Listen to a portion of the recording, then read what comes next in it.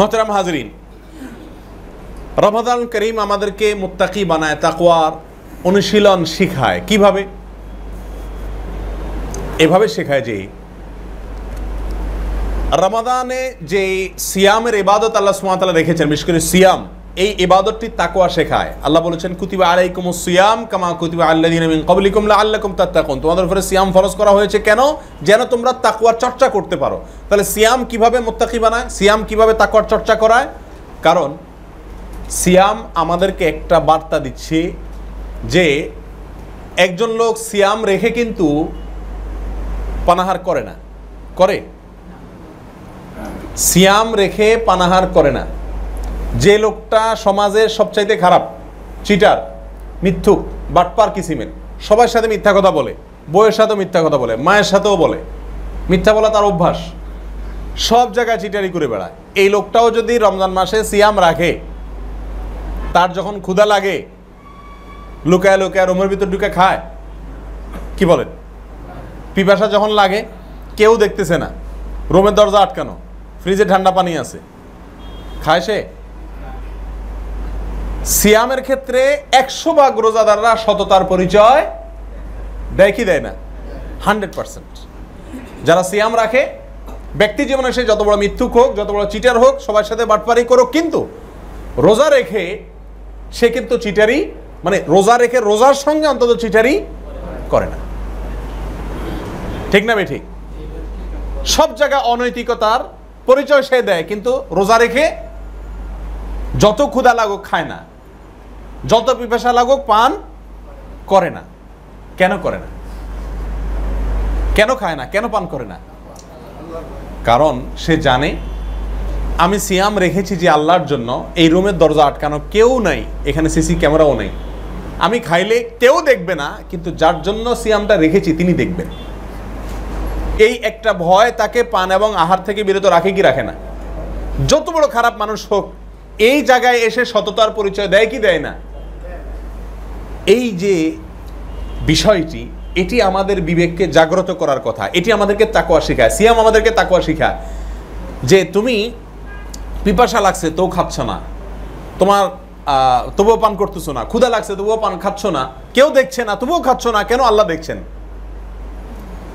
ও রোজাদার, তাহলে তুমি যখন হারাম ফিলছ, মোবাইলে নিষিদ্ধ বস্তু দেখছ, অন্য মেয়েদের দিকে তাকিয়ে মজা নিচ্ছ, যখন তুমি সুদ, ঘুষ, হালাল হারামের বাছবিচার করছো না, তুমি যখন একের পরে গীবত করছো, মিথ্যাচার করছো, নিন্দাবাদ করছো, মানুষের মনে কষ্ট দিচ্ছ, মানুষের হক নষ্ট করছো, একের পরে অন্যায় করে চলেছ, তখন কি তোমার মালিক দেখেন না? সেগুলো কি তোমার মালিক নিষিদ্ধ করেন নাই? যে মালিক তোমাকে দিনের বেলা রমজান মাসে খেতে নিষেধ করেছেন, পান করতে নিষেধ করেছেন, মালিকের ভয়ে তুমি সেটা খাও না, পান করো না, তাহলে তোমার অন্য অন্যায়ের বেলায়ও তো মালিক দেখছেন, সেগুলোও তো তিনি নিষেধ করেছেন, কেন তুমি সেক্ষেত্রে নিজের সততার পরিচয় দিতে পারো না?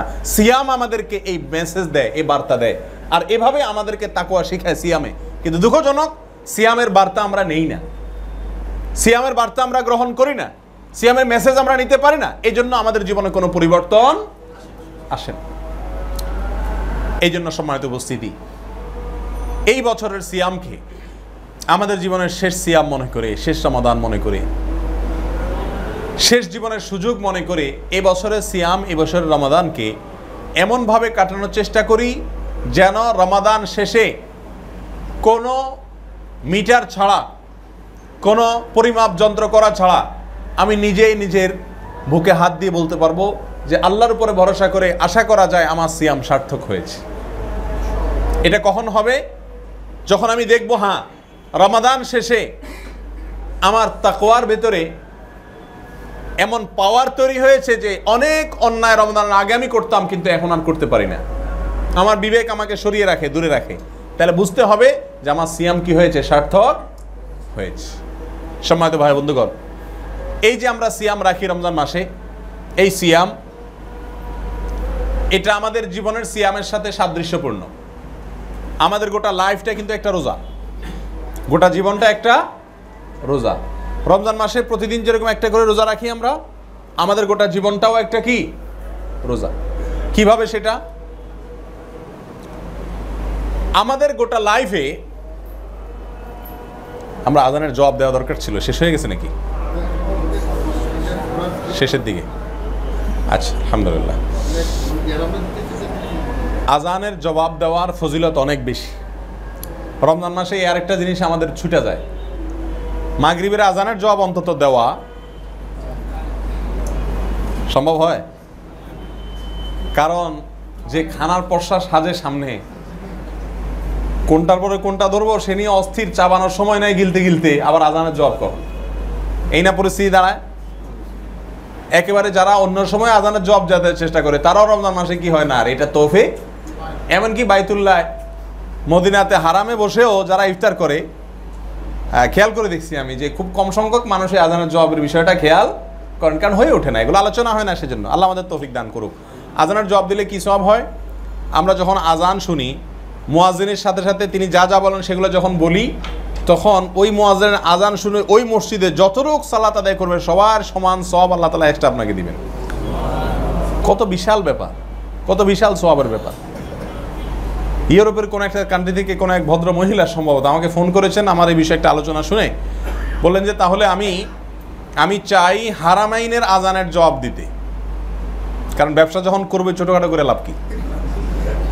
পাড়া মহল্লায় কয়টা মানুষ নামাজ পড়ে, কি নামাজ পড়ে না পড়ে এগুলা। হারামে যারা নামাজ পড়ে দূর দূরান্ত থেকে মনটা গইলে আসে, মুখলেস আসে, আল্লাহর ভয় আসে, আমি ওখানকার লোকদের সওয়াব নেব। তাই বললাম নেন। তো উনি বলে যে তাহলে আমি লাইভ আজানের জবাব দেব। আমাকে দেন। দেখেন কত সুস্থ চিন্তার মানুষ, কত জান্নাতের জন্য কত পাগল, কত মুরিয়া, সওয়াবের জন্য কত প্রতিযোগিতার মানসিকতাওয়ালা মানুষ পৃথিবীতে আছে। আমার ভিতরে আফসোস হওয়া উচিত যে আমি কেন এরকম হতে পারি না, আমি কেন আমার মালিককে খুশি করার জন্য পাগল পড়া এরকম হতে পারি না। আল্লাহ তাআলা আমাদেরকে তৌফিক দান করুন। তো মোহতারাম উপস্থিতি, যেটি বলছিলাম যে আমাদের গোটা জীবনটা একটা রোজা, সারা জীবন একটা কি রোজা। রমজান মাসের এক একটা যে রোজা, এক একটা সিয়াম, আসলে রোজা না বলে সিয়াম বলা উচিত, সওম বলা উচিত। জি, আমাদের এই যে এক একটা রমজান মাসের দিনের বেলার এক একটা সিয়াম, এই সিয়ামের সাথে জীবনের সিয়ামের একটা মিল আছে। কিরকম মিল? রমাদানের যে সিয়াম, এই সিয়ামের শুরু আছে না নেই? কখন শুরু হয়? সিয়ামটা শুরু হয় কখন থেকে? সুবহে সাদিক থেকে। সুবহে সাদিক মানে হলো ফজরের ওয়াক্ত যখন আরম্ভ হয়, সুবহে সাদিক থেকে। জীবনের সিয়ামও শুরু হয়, তার একটা শুরু আছে, আছে না নেই? কখন? বালেগ হলে। মানুষ যখন বালেগ হয়, প্রাপ্তবয়স্ক হয়, নারী হোক আর পুরুষ হোক, তখন তার জীবনের সিয়াম কি হয়ে যায়? শুরু হয়। কথা কি বুঝতে পারছি? রমাদানের সিয়ামের শেষ আছে না নাই? কখন শেষ হয়? সূর্য ডুবে গেলে। সূর্য, জীবনের সিয়ামের শেষ আছে কখন? জীবনের সূর্য ডুবে গেলে। জীবনের সূর্য ডুবে গেলে। তাহলে রমাদানের সিয়ামের শুরু আছে, জীবনের সিয়ামেরও, রমজানের সিয়ামের শেষ আছে, জীবনের সিয়ামেরও। রমজানের সিয়াম শেষে সূর্য ডুবলে জীবনের সিয়াম শেষ হয় জীবনের সূর্য ডুবে গেলে। রমাদানের যে সিয়াম, এই সিয়ামে অনেক সিয়ামের পূর্ববর্তী বা পরবর্তী অনেক বৈধ জিনিসও আল্লাহ তাআলা হারাম করে দিয়েছেন। দিচ্ছেন না, দেন নাই? সিয়াম রাখার অবস্থায়, সিয়ামের আগে এবং পরে যেগুলো বৈধ, এরকম অনেক বিষয় সিয়ামরত অবস্থায় অবৈধ না? খাওয়া, পান করা, স্ত্রী ব্যবহার করা, এই সবগুলা সিয়ামের আগে পরে বৈধ না? কিন্তু সিয়াম রাখা অবস্থায় অবৈধ, হারাম। জীবনের সিয়ামে এরকম আল্লাহ সুবহানাহু ওয়া তাআলা কিছু বিষয় নিষেধ করে দিয়েছে। বান্দা প্রাপ্তবয়স্ক হয়ে গেছো, সিয়াম শুরু হয়ে গেছে তোমার জীবনের। এখন কি করতে হবে? হালাল রুজি করতে হবে, গালি দেওয়া যাবে না, কারোর কষ্ট দেওয়া যাবে না, গীবত শিকায়ত করা যাবে না, মা বাবার অবাধ্য হওয়া যাবে না, আল্লাহর হুকুমের বাইরে যাওয়া যাবে না, সালাত ত্যাগ করা যাবে না। এই যে যত নিষেধাজ্ঞা এবং যত বিধিবিধান আছে গোটা লাইফের জন্য, এই সবগুলো হলো জীবনের রোজায় নিষিদ্ধ, জীবনের সিয়ামে নিষিদ্ধ। রমাদান মাসে রমাদানের সিয়াম যদি কেউ সঠিকভাবে রাখে এবং কোনো নিষিদ্ধ বস্তু সে টাচ না করে, পান না করে, আহার না করে, স্ত্রী ব্যবহার না করে, কষ্ট হয়, এতে কোনো সন্দেহ নেই। কষ্ট হয় না? হয় না। কিন্তু এই কষ্টের পরে একটা আনন্দ আছে।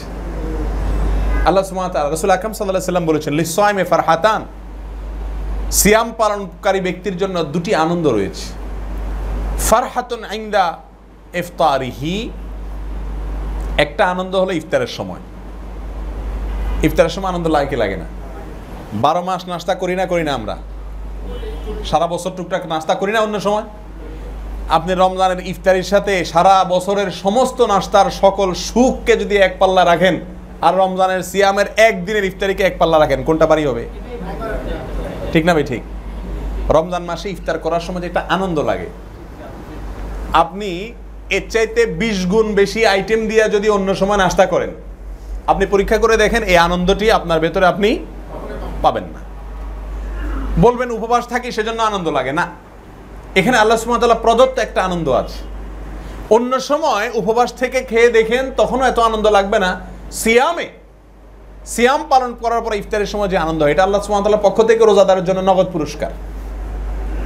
কোনো কিচ্ছু দিয়ে পারে না, সামান্য একটু পানি খেয়ে ইফতার করলো, একটা খেজুর খেলো, সেও যে আনন্দটা পায়, এই আনন্দটা অনেক কিছু অন্য সময় খেয়ে পাওয়া যায় না।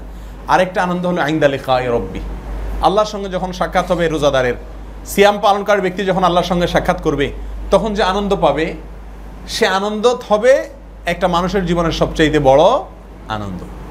সম্মানিত উপস্থিতি, তো যদি বলছিলাম জীবনের সিয়াম যদি কেউ রাখে, তাহলে ইফতারের সময় তার খুশি হয় কি হয় না? আর যদি কেউ জীবনের সিয়াম ভেঙে ফেলে,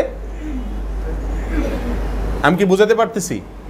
জীবনের লাইফের যে সিয়াম, অর্থাৎ যত নিষিদ্ধ বস্তু আছে সেগুলো করা যাবে না, যত ফরজ আছে সেগুলো করতে হবে, এই সিয়াম পালন করতে গিয়ে কেউ ভেঙে ফেললো, হারাম খেয়ে ফেললো, গুনাহ করে ফেললো, ফরজ তরক করে ফেললো, এরকম কোনো অন্যায় করে ফেলে, একটাই পার্থক্য রমজানের সিয়ামের সাথে জীবনের সিয়ামের, সেটা হলো রমজানের সিয়াম ভেঙে ফেললে ওটা জোড়া লাগানো যায় না, কিন্তু জীবনের সিয়াম যদি ভেঙে যায়, সঙ্গে সঙ্গে তওবা করে ওটাকে কি করা যায়? জোড়া লাগানো। কারণ এই সিয়াম অনেক লম্বা, কঠিন। এই জন্য আল্লাহ সুবহানাহু ওয়া তাআলা জীবনের সিয়াম যদি ভঙ্গ হয়ে যায়, অন্যায় করে ফেলে মানুষ, সঙ্গে সঙ্গে তওবা করে এটাকে জোড়া লাগানোর অপশন রেখেছেন। এরপরেও যদি কেউ এই সিয়ামটাকে তার জীবনের সূর্য ডুবা পর্যন্ত কন্টিনিউ করতে না পারে, তার পরিণাম কি হয়? আর যদি কেউ কন্টিনিউ করতে পারে, তার প্রতিদান কি হয়?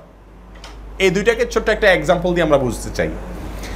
আপনাদের বাসা বাড়িতে ছোট বাচ্চারা রোজা রাখে না? আমাদের সবার ঘরে মোটামুটি ছেলেমেয়েরা শখ করে তো রোজা রাখে না? তো শখ করে যখন আপনার রোজা রাখে, বিশেষ করে গ্রামীণ পরিবেশের কথা যদি আমরা বলি, গ্রামে ছোট দুইটা ভাই মনে করেন রোজা রাখলো, কাছাকাছি বয়সের, সিয়াম রাখার পরে 11টা-12টার দিকে একটা আর কুলাইতেছে না, তো ভেঙে ফেলায়, এরকম হয় না? আরেকটা আছে না, ওইটা খুব মানে একেবারে শক্ত, যে না যত কষ্ট হোক আমি ভাঙবো না, বরং ওটার মা বাবা যদি ভাঙতে বলে, না আমি ভাঙবো না, চেহারা শুকিয়ে গেছে, পিপাসায় জিহ্বা বাইর হয়ে আসতেছে, মা বাপ বলে বাবা ভাঙে ফেলো, অসুবিধা নেই, তুমি ছোট মানুষ, বলে না আমি ভাঙবো না, এরকম হয় না?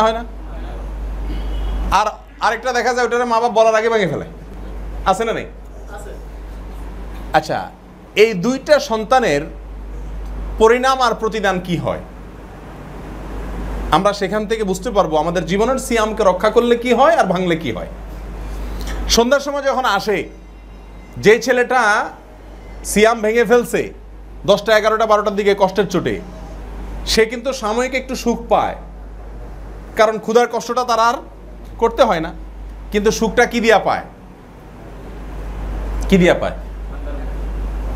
সুখটা পায় হলো বাসি তরকারি আর বাসি ভাত দিয়া। ঠিক না ভাই? ঠিক। মুসলমানের ঘরে সকাল 10টা 11টা বাজে তাজা তরকারি আছে, গরম ভাত আছে, ওর জন্য মা বাপ কোনোদিন গরম ভাত রানবে? কি বলবে?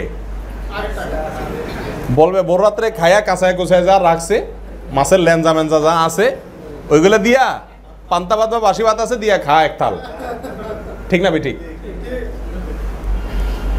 ওই যে সিয়াম ভেঙে ফেলছে, সুখ পাবে, কিন্তু সেই সুখটা হলো বাসি। ঠিক না ভাই? ঠিক। আর যেটার সিয়াম রেখেছে, রক্ষা করেছে, কষ্ট হচ্ছে, রু বের হয়ে যাচ্ছে, কিন্তু না, সে সিয়াম ভাঙবে না, প্রতিজ্ঞা করেছে, সে কিন্তু ওই সাময়িক যে বাসি সুখ ওইটা পাচ্ছে না, তার কষ্ট হচ্ছে, এটা ঠিক। কিন্তু যখন ইফতারের সময় কাছাকাছি হয়, তখন কি হয় দৃশ্যটা? তখন দৃশ্যটা হয় কি আমি বলি, তখন গ্রামের কথা বলছি, মা বাপ তখন যেটা ওই রোজা ভেঙে ফেলছে ইফতারের সময় যখন গনায় ওইটা আস্তে আস্তে কাছে গুড়গুড় করে, যখন দেখে যে খানা টানার আয়োজন চলতেছে, নাকে গন্ধ আসা শুরু হয়েছে, ওইটা তখন কাছে ঘেসতে চাইলে মা বাপ দেয় ধমক, তুই এখানে কেন আসছিস, ওই মোরগ ধর, হাঁস ধর, মোমবাতি নিয়ে আয়, ঠিক না ভাই? ঠিক। এই ওই গরু উঠা, ছাগল বান, তুই এখানে কেন আসছিস? আর যেটা রোজা রয়েছিল কষ্ট করে ভাঙে নাই, ওইটারে বাপে আদর করে, আরে বাবারে আকাশে আকাশে আয়, ফ্যানটা চালা, একটু আমার বাবার কষ্ট হয়ে গেছে। মায়ে কয় বাবা তুমি ওদিক যাও না, ওদিক গরম লাগবো তোমার, বসো ইফতারের সামনে, বসো ইফতারের সামনে নিয়ে বসো। দাদাও আদর করে, দাদিও আদর করে, আজানটা দিতে দিই, আজানটা দেওয়া শেষ আর তার সুখ শুরু।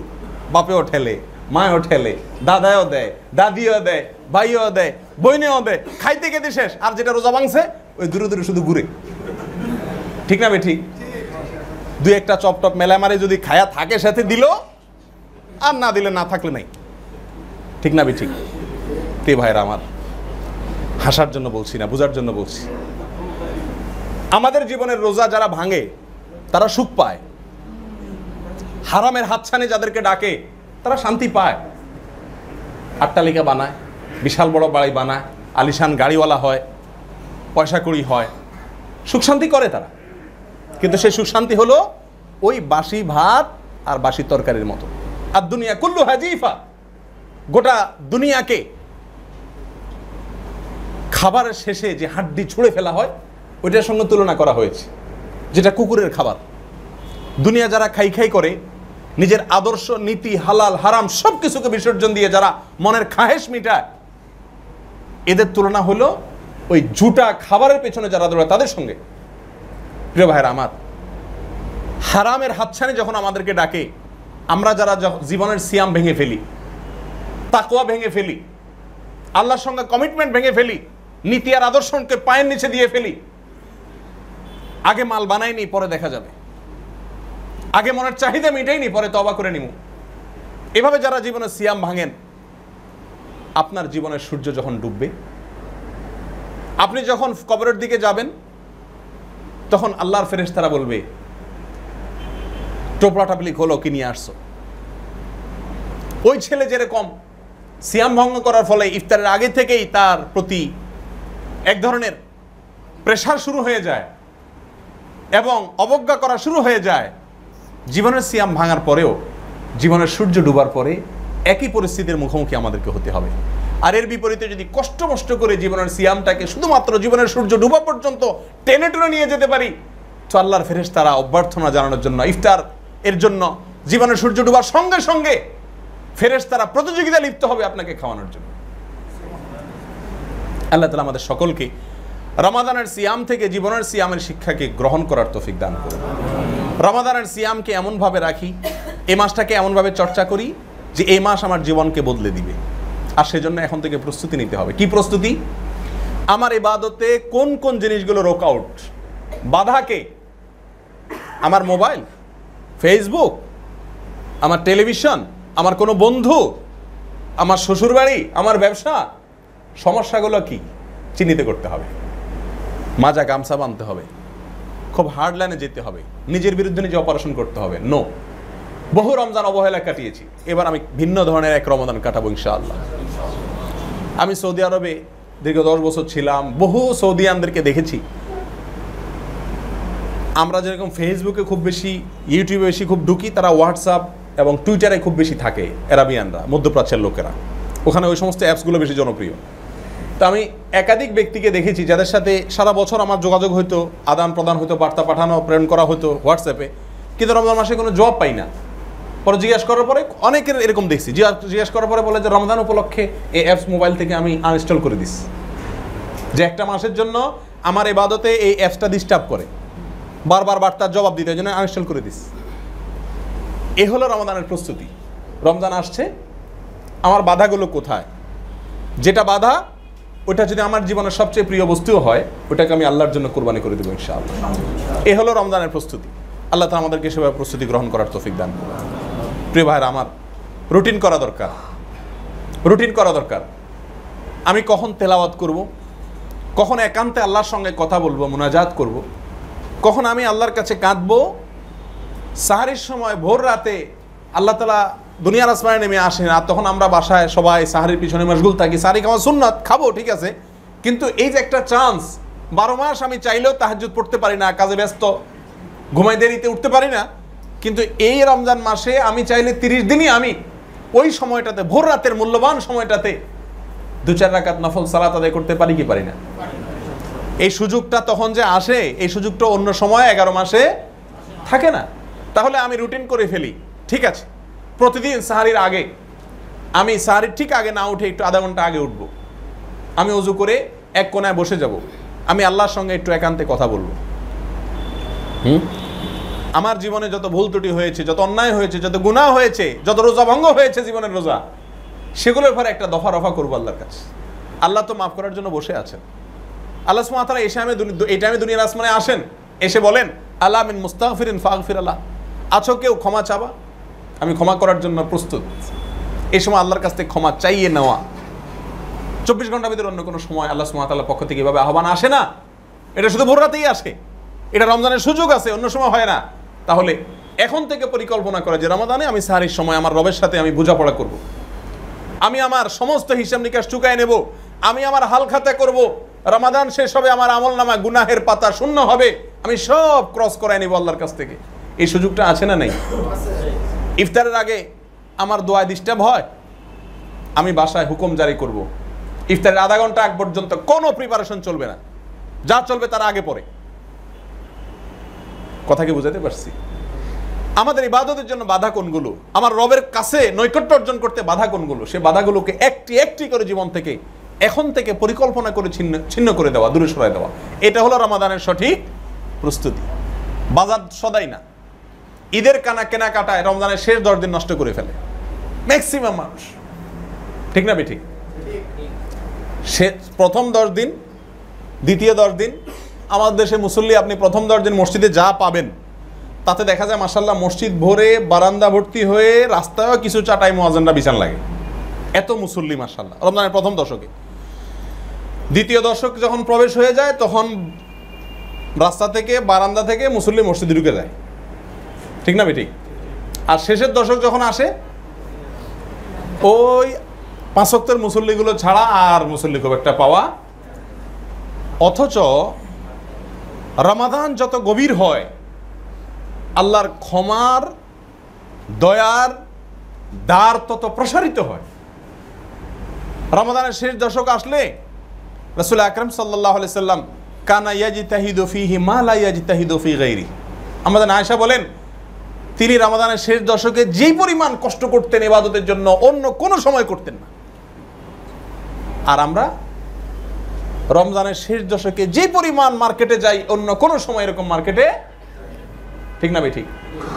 একেবারে নামাজি, বেনামাজি, হুজুর, মুজুর, সাধারণ মানুষ, আলেম, কোনো বাদ নাই, শেষ 10 দিন টং টং টং টং করে মার্কেটে ঘুরে বেড়ায়, ঠিক না বেঠিক? যেটা ইবাদতের দশক, ওই দশক আমাদের কোথায় কাটে না।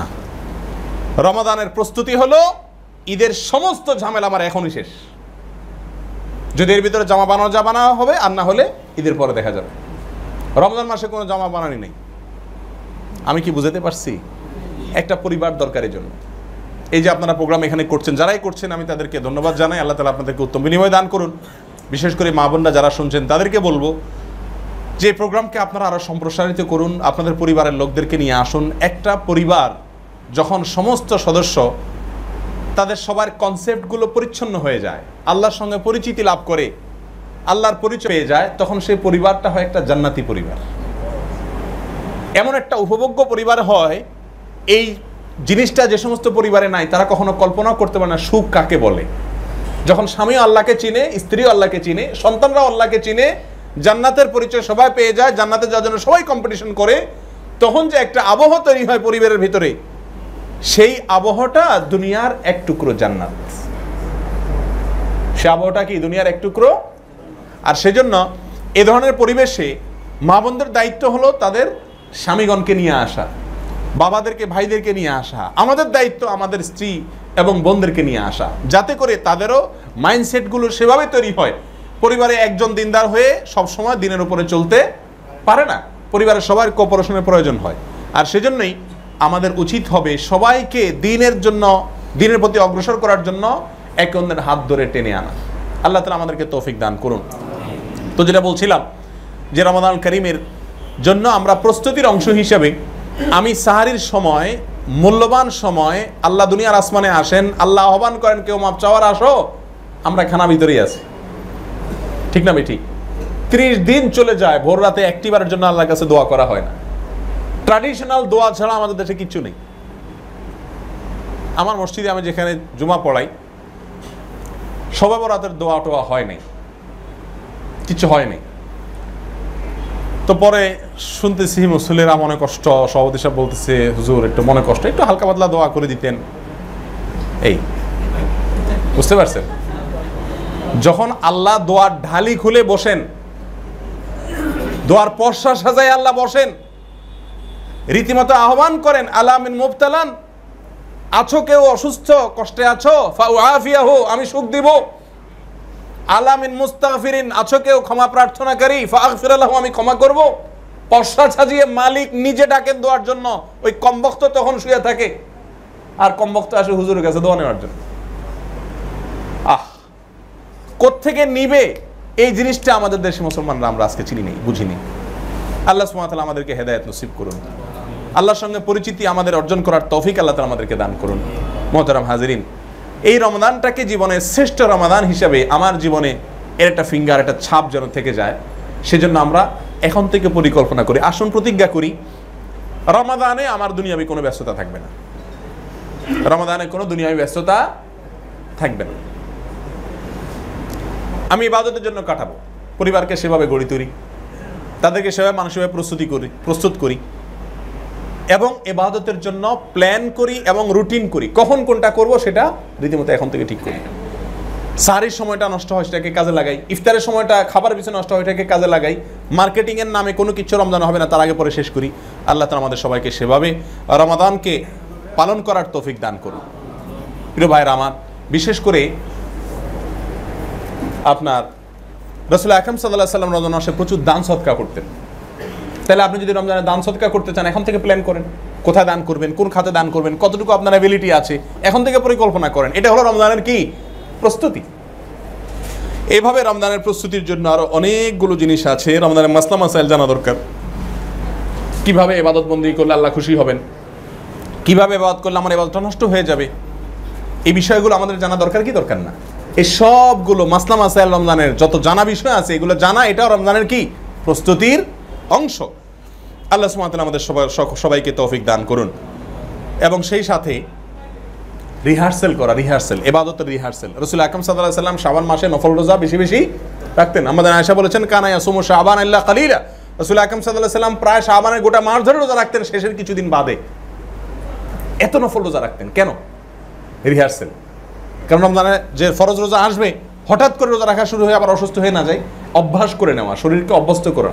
এই জন্য এখন থেকে নফল সিয়ামের অভ্যাস করা, কোরআন তেলাওয়াতের অভ্যাস করা, দান সদকার অভ্যাস করা, নফল সালাতের অভ্যাস করা। এক কথায় আমি রমজানে যে তাকওয়ার চর্চা করতে চাচ্ছি, যে ইবাদতের চর্চা করতে চাচ্ছি, সেটা শুরুটা হবে এখন থেকে, প্রস্তুতির অংশ। আল্লাহ সুবহানাহু ওয়া তাআলা আমাদের সকলকে সেইভাবে প্রস্তুতি গ্রহণ করার তৌফিক দান করুন, যেভাবে প্রস্তুতি গ্রহণ করলে এই রমাদানটা আমার জীবনের শ্রেষ্ঠ রমাদানে পরিণত হয়। এই রমাদানটা আমাকে মুত্তাকি বানায় দেয়, এই রমাদানটা আমাকে আমার রবের কাছে পৌঁছায় দেয়, এই রমাদানটা আমার জান্নাতকে আমার করে দেয়, এই রমাদানটা রাইয়ান নামক গেইটে ঢোকাটাকে আমাকে নিশ্চিত করে দেয়। সেইভাবে প্রস্তুতি গ্রহণ করার তৌফিক আল্লাহ তাআলা আমাকে, আপনাকে, আমাদের সকলকে দান করুন। জাযাকুমুল্লাহু খায়রা ওয়া আখিরু দাওয়ানা আলহামদুলিল্লাহি রাব্বিল আলামিন। সম্মানিত উপস্থিতি, আমাদের সমাজে এখন রমাদানের প্রস্তুতি দেখলে বড় কষ্ট লাগে। রমাদানের প্রস্তুতি যতগুলো সেক্টর আছে আমাদের দেশের, সব সেক্টরের রমাদানের প্রস্তুতি, এই সবগুলো যদি সামনে রাখা হয় তাহলে মনে হয় একটা মাস আসছে বিশাল বড় ফুর্তির মাস, আর একটা মাস আসছে বিশাল বড় একটা খাওয়ার মাস।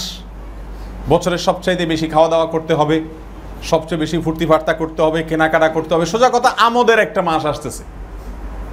এই কনসেপ্টটা আমাদের সমাজে আমরা বুঝে হোক না বুঝে হোক আমাদের ভেতরে ধারণ করছি।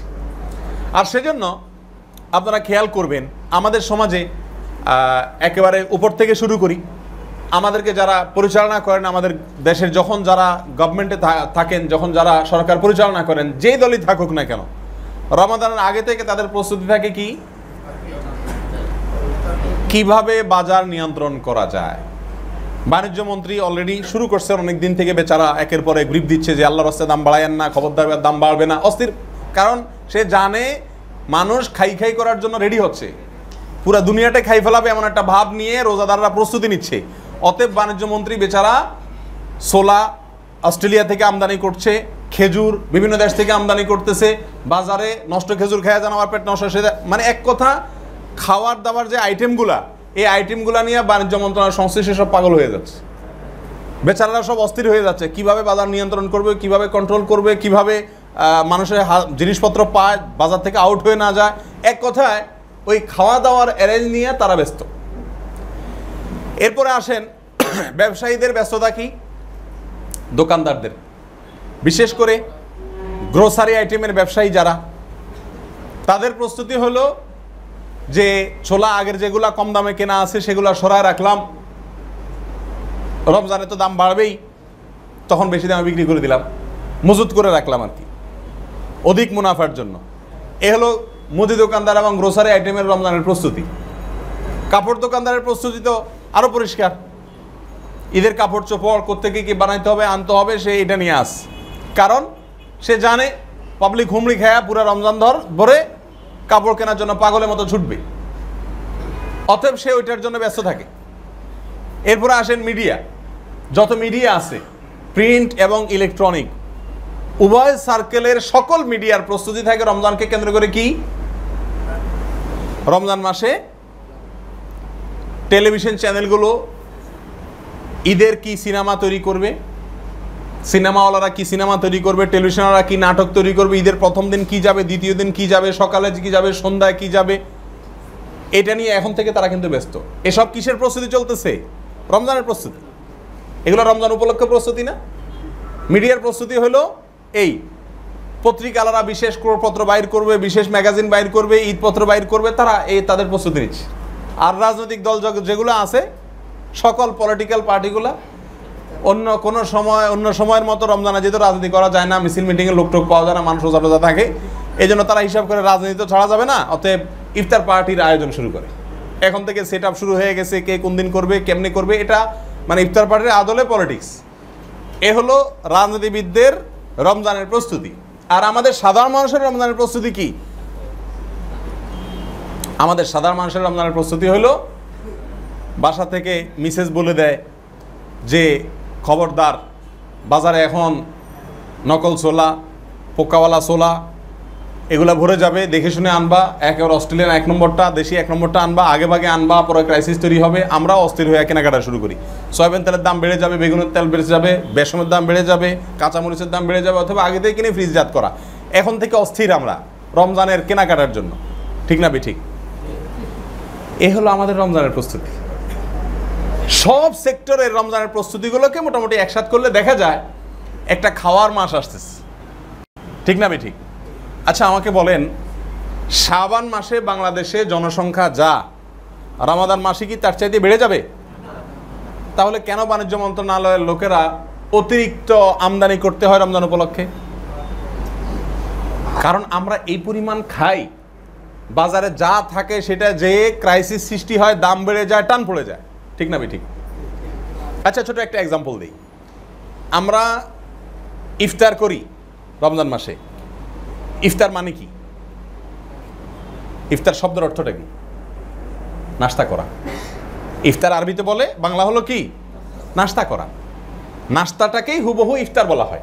আপনি গুগল ট্রান্সলেটে যে ইফতার লেখেন, দেখবেন নাস্তা করা আসবে। আমার প্রশ্ন হলো, আমরা একেবারে গরিব মানুষ যারা, এই গরিব মানুষও ইফতারিতে কতগুলো আইটেম থাকে? মিনিমাম 5টার নিচে কি থাকে? 5টা তো কমপক্ষে। আর যদি মধ্যম আয়ের মানুষ হয় তাহলে তো 15টা মিনিমাম। আমার প্রশ্ন হলো, এই ভদ্রলোক রমজানের আগে অথবা রমজানের পরে নাস্তা করে কি করে না? সে নাস্তায় আইটেম কয়টা থাকে? 3টা। রুটির সাথে একটু ভাজি, একটা ডিম,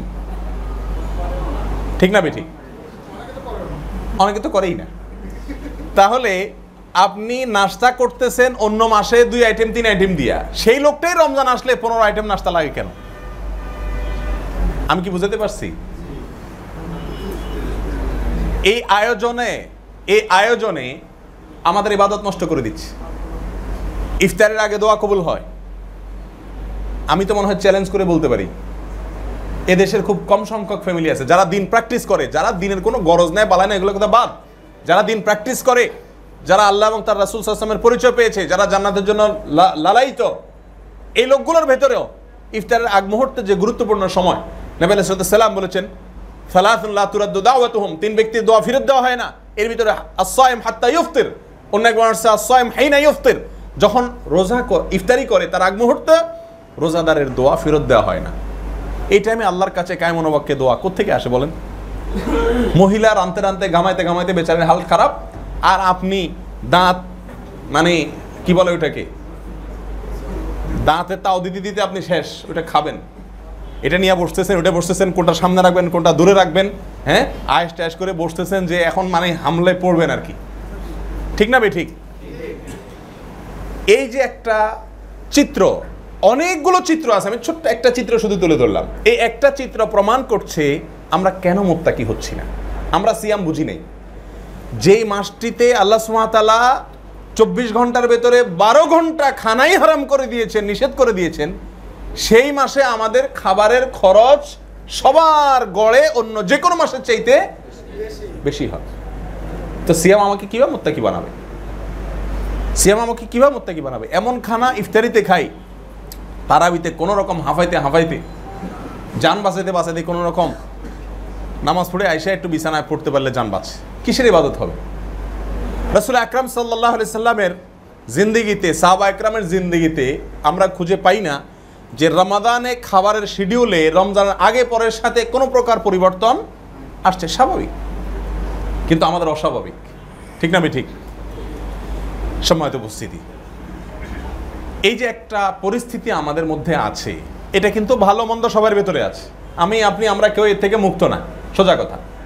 এখন যদি আপনার ইবাদতবন্দি ঠিক রেখে খাইতেন, হালাল খানা, অসুবিধা নেই। কিন্তু এখানে একটা ভুয়া এবং জাল হাদিস তো বলা যায় না, ভুয়া একটা ভুল ধারণা আমাদেরকে এই বেশি খাওয়ার জন্য অনুপ্রাণিত করে। সেটা হলো আমাদের সমাজে একটা কথা প্রচলিত আছে যে রমজান মাসে খানার কোনো হিসাব নেই।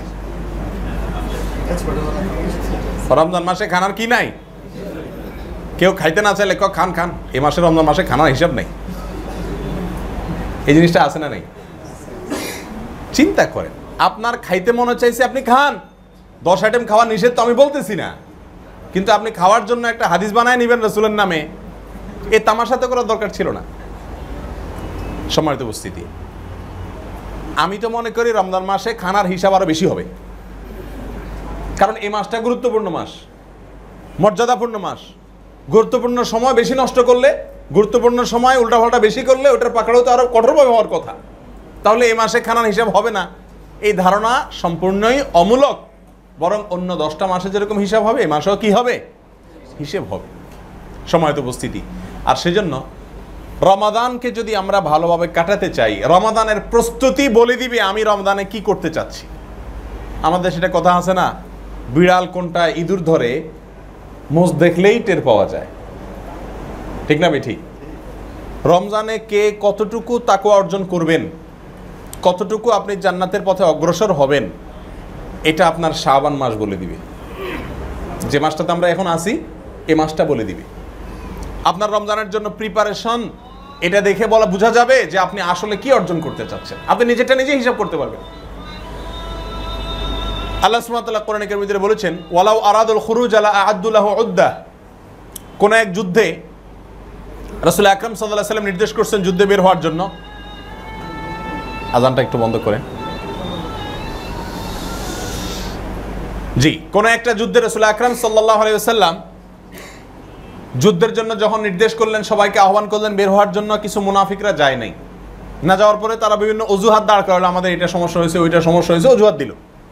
আল্লাহ সুবহানাহু ওয়া তাআলা বলে দিয়েছেন কোরআনে কারিমে, ওয়ালাউ আরাদুল খুরুজ, এরা আসলে যদি যুদ্ধে যাওয়ার, জেহাদে যাওয়ার তাদের মুরদ থাকতো, ইচ্ছে থাকতো, গরজ থাকতো, উদ্দেশ্য যদি তাদের ওটা থাকতো, লা আ'আদ্দু লাহু উদ্দাহ, তাহলে অবশ্যই তারা তার জন্য কি করতো? প্রিপারেশন গ্রহণ।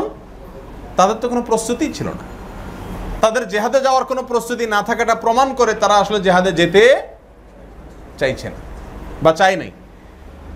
রমাদান কারিমে আমরা তাকওয়া অর্জন করতে চাই কিনা, আমাদের জীবনকে পরিবর্তন করতে চাই কিনা, এটা প্রমাণ করবে শাবান মাসে আমার প্রস্তুতি, সম্মানিত উপস্থিতি। সেজন্য এখন থেকে রমাদানকে ফ্রুটফুল করার জন্য, সফল করার জন্য, সার্থক করার জন্য আমার জীবনে এই একটা রমাদান, এটা ব্যতিক্রম রমাদান হবে, এটা আমার জীবনের শেষ সমাধান, এই আশা করে, সেই কথা মাথায় রেখে আসুন আমরা রমাদানের প্রস্তুতি গ্রহণ করি।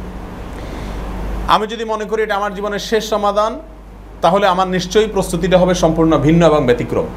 জীবনে বহু রমাদান আল্লাহ সুবহানাহু ওয়া তাআলা দিয়েছেন, কিন্তু হয়তো একটি রমাদানকেও আমি সঠিকভাবে ব্যবহার করতে পারি নাই। আসুন এই রমাদানটাকে, যেটা আসছে আমাদের সামনে, এই রমাদানটাকে সঠিকভাবে ব্যবহার করার জন্য, এর ফায়দা পরিপূর্ণ নিজের করে নেওয়ার জন্য অন্তত মানসিকভাবে প্রস্তুতিটা গ্রহণ করি যে হ্যাঁ, এইবারের রমাদান আমি ছাড়বো না, এবারের রমাদান আমি আমার রবকে সন্তুষ্ট করে, আমি তাকওয়ার অনুশীলন করে ইনশাআল্লাহ আমি ল্যান্ডমার্কে পৌঁছাবো। আল্লাহ তাআলা আমাদের সকলকে মানসিকভাবে সেই দৃঢ় চেতা হওয়ার তৌফিক দান করুন। মাশাআল্লাহ, অনেক প্রশ্ন এসেছে দেখা যায়।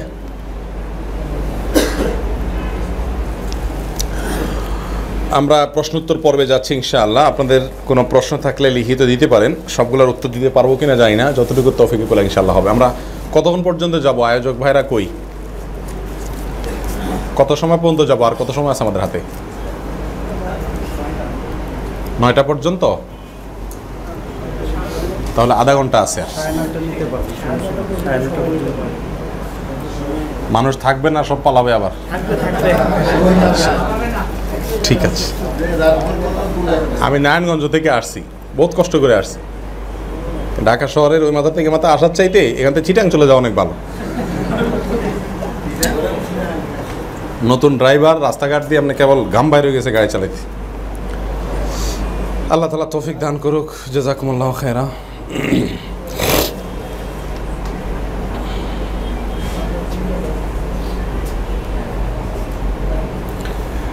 আলহামদুলিল্লাহ, অনেকগুলো প্রশ্ন এসেছে, আমি একটা একটা করে টাচ করি। কিছু কিছু প্রশ্ন আমি এড়াইয়া যাব, দেব না উত্তর, কথা বুঝেছেন?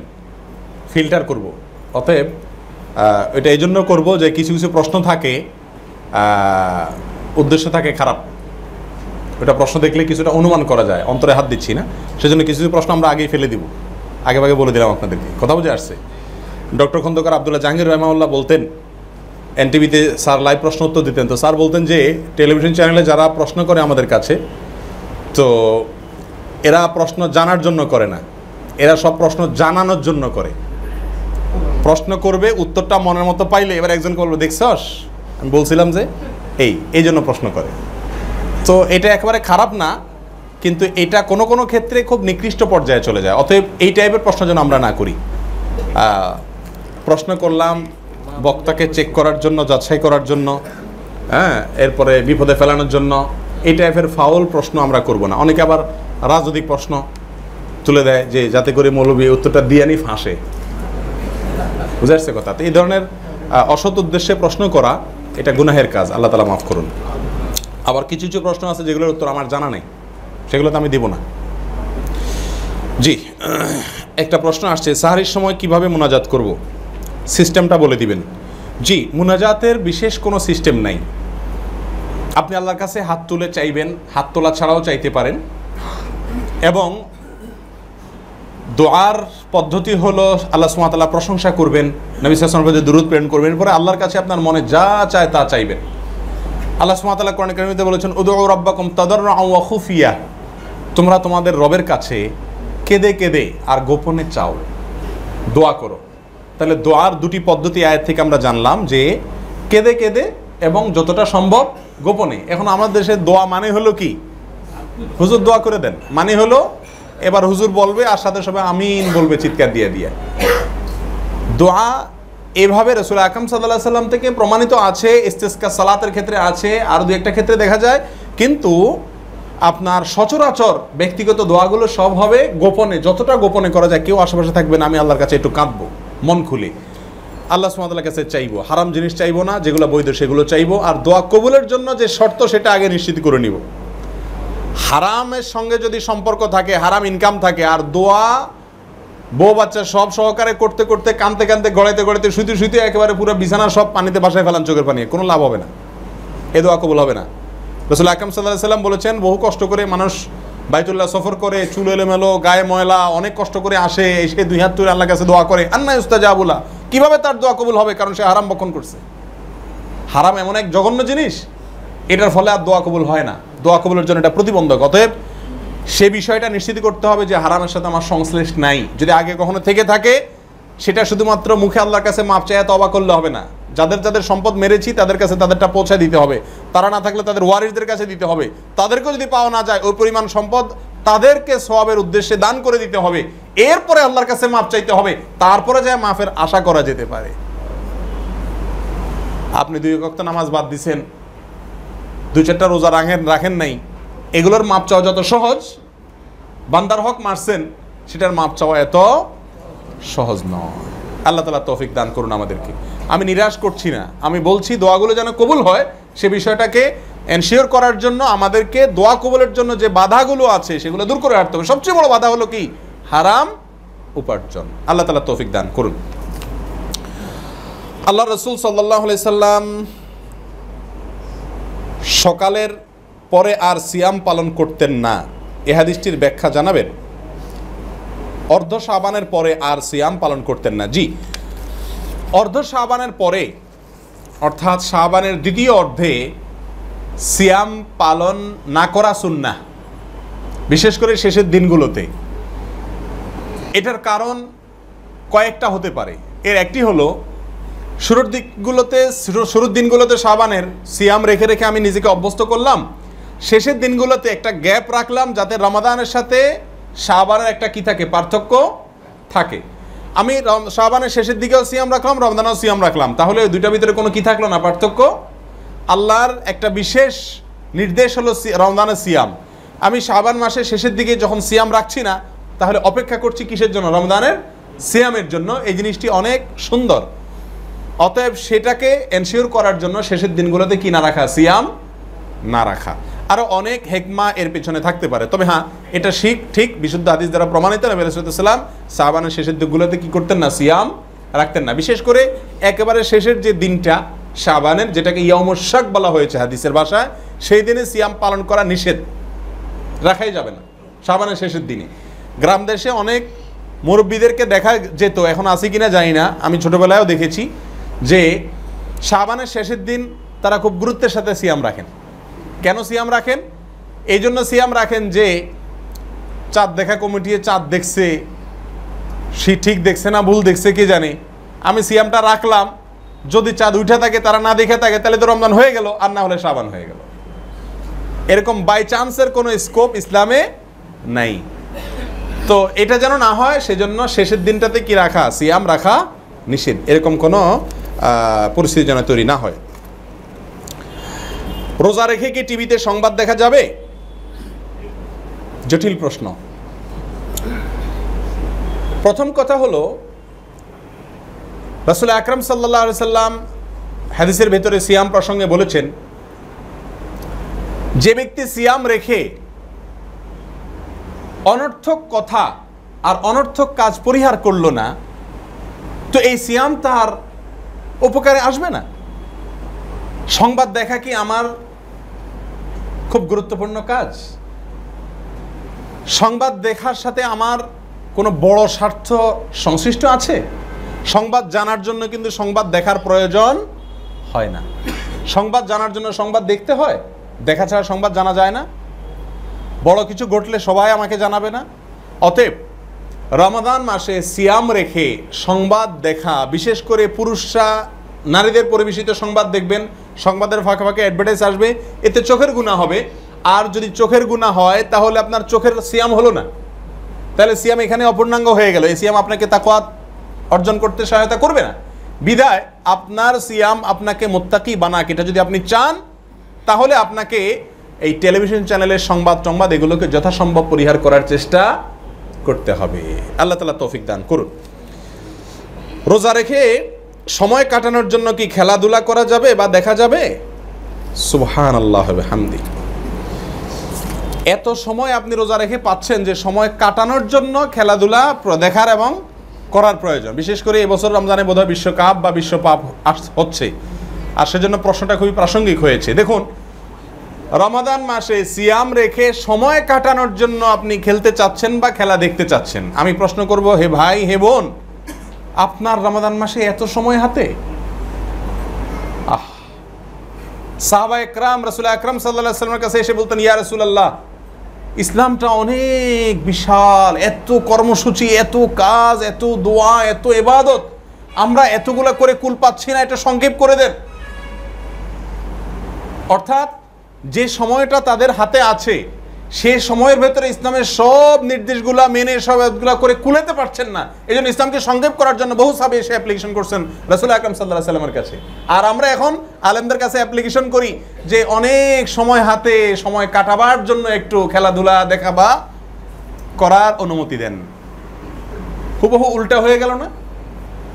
প্রিয় ভাই আমার, প্রিয় বোন আমার, একজন মুমিনের জীবনে যতক্ষণ নাকের ডগা নিঃশ্বাস থাকে, প্রতিটা সেকেন্ড তার জন্য গনিমত, সুবর্ণ সুযোগ।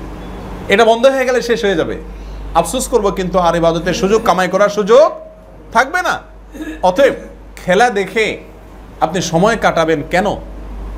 হ্যাঁ, মানুষের বেঁচে থাকার জন্য বিনোদনের প্রয়োজন আছে। সবসময় ইবাদত করতে তো ভালো লাগবে না, কিছু সময়ের জন্য বিনোদন, সুস্থ এবং হালাল বৈধ বিনোদন যদি আপনার হাতের নাগালে থাকে আপনি সেটাকে গ্রহণ করুন। তবে খেলা দেখা এবং খেলাধুলা করার যদি পরিবেশ থাকে বৈধ পদ্ধতিতে, আপনার বাসা বাড়িতে আঙ্গিনাতে, তো করেন, এটা নিষেধ না। রাসূল আকরাম সাল্লাল্লাহু আলাইহি ওয়াসাল্লাম করেছেন, আম্মা জান আয়েশার সাথে দৌড়াদৌড়ির প্রতিযোগিতা করেছেন, আপনি করেন এটা। আম্মা জান আয়েশা খেলা দেখতে চেয়েছেন, তিনি খেলা দেখিয়েছেন। সেই খেলা দেখানোর স্কোপ আর সুযোগ আজকের বাস্তবতায় নেই বললে চলে। এখন খেলা দেখা বলতে আমরা বুঝি টেলিভিশন স্ক্রিনে খেলা দেখা, সেখানে খেলার সাথে বহুত হারামও দেখতে আমাদেরকে হয়, বিধায় এখানে টেলিভিশনে খেলা দেখার কোনো সুযোগ নাই। আল্লাহ তাআলা আমাদের তৌফিক দান করুন বুঝার।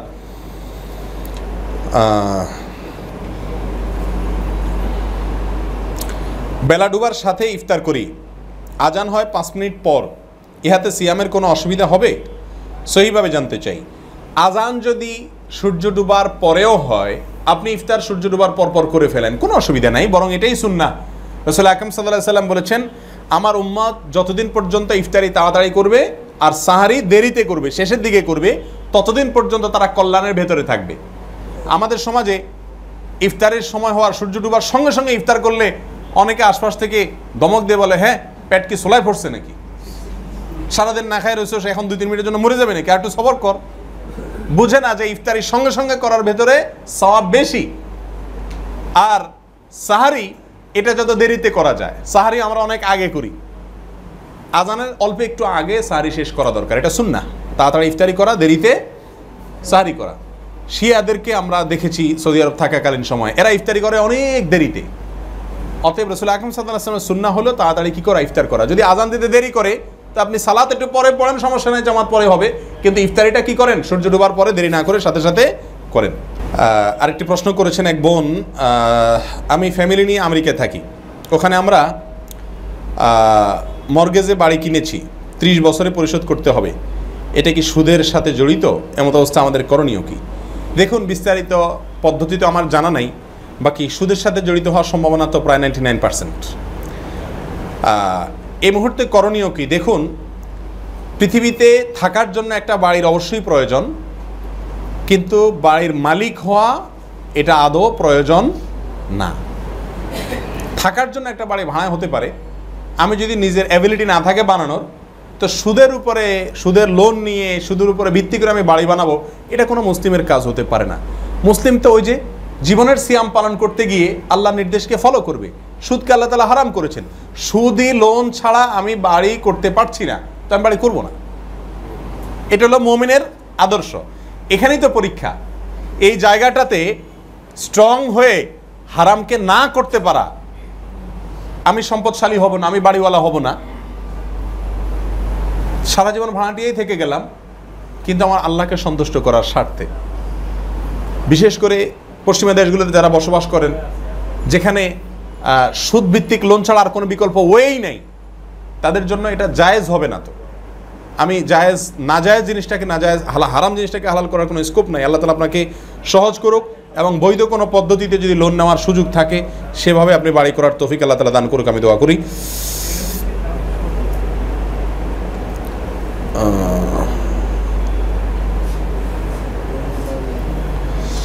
রমজানে দোয়া কবুলের সময়টা শুধু ইফতারের আগ মুহূর্ত নয়, বরং যতক্ষণ রোজা রাখে বা না ভাঙে তথা ইফতারের আগ মুহূর্ত পর্যন্ত থাকে, এ বিষয়ে আলোচনা করবেন। জি হ্যাঁ, হাদিসের ভাষা আমি উল্লেখ করেছি আমার আলোচনাতে। 3 ব্যক্তির দোয়া আল্লাহ সুবহানাহু ওয়া তাআলা ফিরিয়ে দেন না, যে হাদিসে এসেছে সেখানে বলা হয়েছে আস-সাইম হাত্তা ইফতির, অন্য বর্ণনায় আসছে আস-সাইম হিনা ইফতির। রোজাদার ব্যক্তি, সিয়াম পালনকারী ব্যক্তি ইফতার করার আগ পর্যন্ত তার দোয়া কবুল হতে থাকে, তার মানে সারাদিন দোয়া কবুল হয়, এই হাদিস দ্বারা বোঝা যায়। আর কোন কোন হাদিসের ভাষ্য হলো হিনা ইফতির, সিয়াম পালনকারী ব্যক্তি যখন ইফতার করে ওই সময়টাতে দোয়া কবুল হয়। তাহলে দুটোটা হাদিসকে সামনে রাখলে আমরা দেখি সিয়ামকারী ব্যক্তি সারাদিনই দোয়া কবুল হয়, এটা হলো মূল কথা। সেই সাথে ইফতারের আগ মুহূর্তটা এটা যেহেতু শেষ মুহূর্ত দোয়া কবুলের জন্য, অতএব ওই টাইমটাতে আরও বেশি গুরুত্ব দিয়ে অবশ্যই কী করা উচিত, দোয়া করা উচিত। হ্যাঁ, এখানে আরেকটি প্রশ্ন আসছে যে এরকম অবস্থায় আমরা পরিবারের সবাইকে নিয়ে দলবদ্ধভাবে দোয়া করব নাকি যার যার দোয়া শেষে করব? উত্তর হলো অবশ্যই যার যার দোয়া শেষে করব। বাচ্চাদেরকে দোয়া শেখাবার জন্য যদি আপনার সাথে আপনি দোয়া করান তাহলে সেটা অবশ্যই বিধেয়, সেটাতে নিষেধাজ্ঞা নাই। যে আপনার ছোটো ছোটো বাচ্চারা, তাদেরকে আপনি শিখিয়ে দিলেন আব্বু আল্লাহর কাছে এটা বলো, ওইটা বলো, আল্লাহর কাছে চাও, তাদেরকে শিখাই দিলেন বা আপনার সাথে বলাইলেন, তাহলে এটা জায়েজ আছে। তবে হ্যাঁ, অ্যাডাল্ট যারা বড় আছেন বা এর হয়তো মুরব্বী একজন বললেন, সাথে অন্যরা আমিন আমিন বললেন, না, এ ধরনের না করে প্রত্যেকে যার যার দোয়া পার্সোনালি করাই কি উত্তম এবং এটাই সুন্নাহসম্মত। আব্বু বাইরে কাজ করে ইউরোপে একটা রেস্টুরেন্টে, এখানে হালাল হারাম মিক্সড, এই ক্ষেত্রে এই ইনকামটার কি হবে? আমি এখনও স্টুডেন্ট, আর আব্বুর এই ইনকামের দ্বারা যে সম্পত্তি হয়েছে তার উত্তরাধিকার কি হতে পারবো? খুব জটিল একটি প্রশ্ন।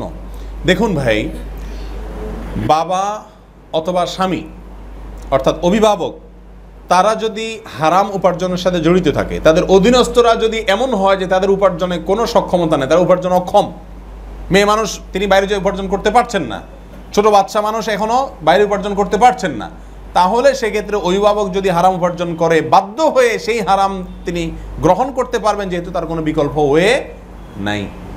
কিন্তু প্রশ্নকর্তা যেহেতু একজন ছাত্র মানুষ, আপনি তো আপনার বাবার যদি উপার্জন হারাম হয়, আপনি তো নিজে উপার্জন করতে সক্ষম। একজন কলেজের ছাত্র, তিনি অবশ্যই উপার্জন করতে সক্ষম, রিক্সা চালাতে অবশ্যই সক্ষম, কি বলেন? পারি না? ইজ্জত যাবে। প্রাইভেট পড়াইতে পারেন কি না পারেন? অর্থাৎ আমার কাছে হালাল হারাম বিষয়টা কতটা গুরুত্বপূর্ণ, এটা হলো মূল বিষয়। আমার বাড়িতে আগুন লাগলে আমার গায়ে জামা আছে না গেঞ্জি আছে এটা আমি দেখবো না, ঠিক না? ঠিক, ওখানে কিন্তু আমার ফেস্টিজ ইস্যুটা মূল না, আমার জীবন বাঁচানোটা মূল থাকে। তাহলে জাহান্নামে যাওয়ার প্রশ্ন যেখানে থাকে, বিশ্বাস যদি হয় যে হারাম খাইলে জাহান্নামে যেতে হবে, তাহলে এখানে আমার ফেস্টিজ কোত্থেকে আসে? রিক্সা চালাই না কি চালাই, আমাকে তো জীবন বাঁচাইতে হবে এবং হারাম থেকে বাঁচতে হবে। গত 3-4 দিন আগে ফেসবুকে এক যুবক ভাই আমাকে ইনবক্স করেছেন, বলেছেন শেখ বিপদে পড়েছি, আমি তেমন কোনো কাজ করি না, একটা ব্যবসা করতাম সেটাও বন্ধ হয়ে গেছে, 2টা বাচ্চা আছে আমার, বাবার সংসারে থাকি, বাবা মোটামুটি অর্থ করে যা আছে ভালোই চলে। হঠাৎ করে ওনাকে কে বুদ্ধি দিছে, উনি সুদভিত্তিক লোন আনছেন, ওইটা ব্যবসা ঢুকাইছেন, এখন সেই সুদের টাকা সংসারে আসবে, ওইটা আমাদের খেতে হবে। তো বাবাকে বলে দিয়েছি, বাবা আমি আমার ওয়াইফ এবং বাচ্চা কাচ্চা সহকারে অজানার উদ্দেশ্যে বের হয়ে যাচ্ছি, কোথায় যাব জানি না, কোনো রাস্তাও নাই, চলে যাব, এটা ডিসিশন। এবং আসলেই সে যাবে, আমি তাকে ব্যক্তিগতভাবে চিনি, তার তাকওয়া এতটাই মজবুত, সে চলে যাবে, প্রয়োজনে বস্তিতে থাকবে, কোথাও চলে যাবে, কিন্তু সে হারাম খাবে না বাবার সংসারে থেকে, সে ডিসিশন নিয়ে নিস। আমার কাছ থেকে পারমিশন নেওয়ার জন্য বললো যে সেখানে আমি চলে যেতে চাচ্ছি। হ্যাঁ, হারাম যেখানে বাবা আমাকে হারাম খেতে বাধ্য করছে, আমি সেখানে হারাম ত্যাগ করতে বাধ্য। আল্লাহ নির্দেশ রক্ষা করতে গিয়ে লা তাআতা লি মাখলুকিন ফি মা'সিয়াতিল খালিক, মা বাবার নির্দেশ মানতে আমরা বাধ্য, তবে আল্লাহর নির্দেশ অমান্য করে মা বাবার নির্দেশ মানতে বাধ্য না। ঠিকই সে যুবক সিদ্ধান্ত নিছে যে হ্যাঁ, পরিবার সহ আমি বের হয়ে যাব। তার একদিনের মাথায় আমাকে আবার সে বার্তা পাঠাইছে, শেখ আমার দৃঢ়চেতা সিদ্ধান্ত দেখে বাবা মা বুঝছেন যে হ্যাঁ সত্যি ছেলে বের হয়ে যাবে এবং কোথায় যাবে জানেও না, কিন্তু সে হারাম খাবে না, সে চলেই যাবে, তারা আমাকে ভালো করে চিনে, সেজন্য বাধ্য হয়ে বাবা তওবা করেছেন, ওইটা ফেরত দিয়েছেন, সুদ থেকে ফিরে এসেছেন। গত সপ্তাহের ঘটনা। তাহলে আমার ছাত্র ভাই, আপনার ইমানি চেতনা কতটা দৃঢ় এটার উপরে নির্ভর করবে আপনার বাবার সৎপথে আসা না আসা। আল্লাহ তাআলা তৌফিক দান করে এবং সহজ করুন আপনার জন্য।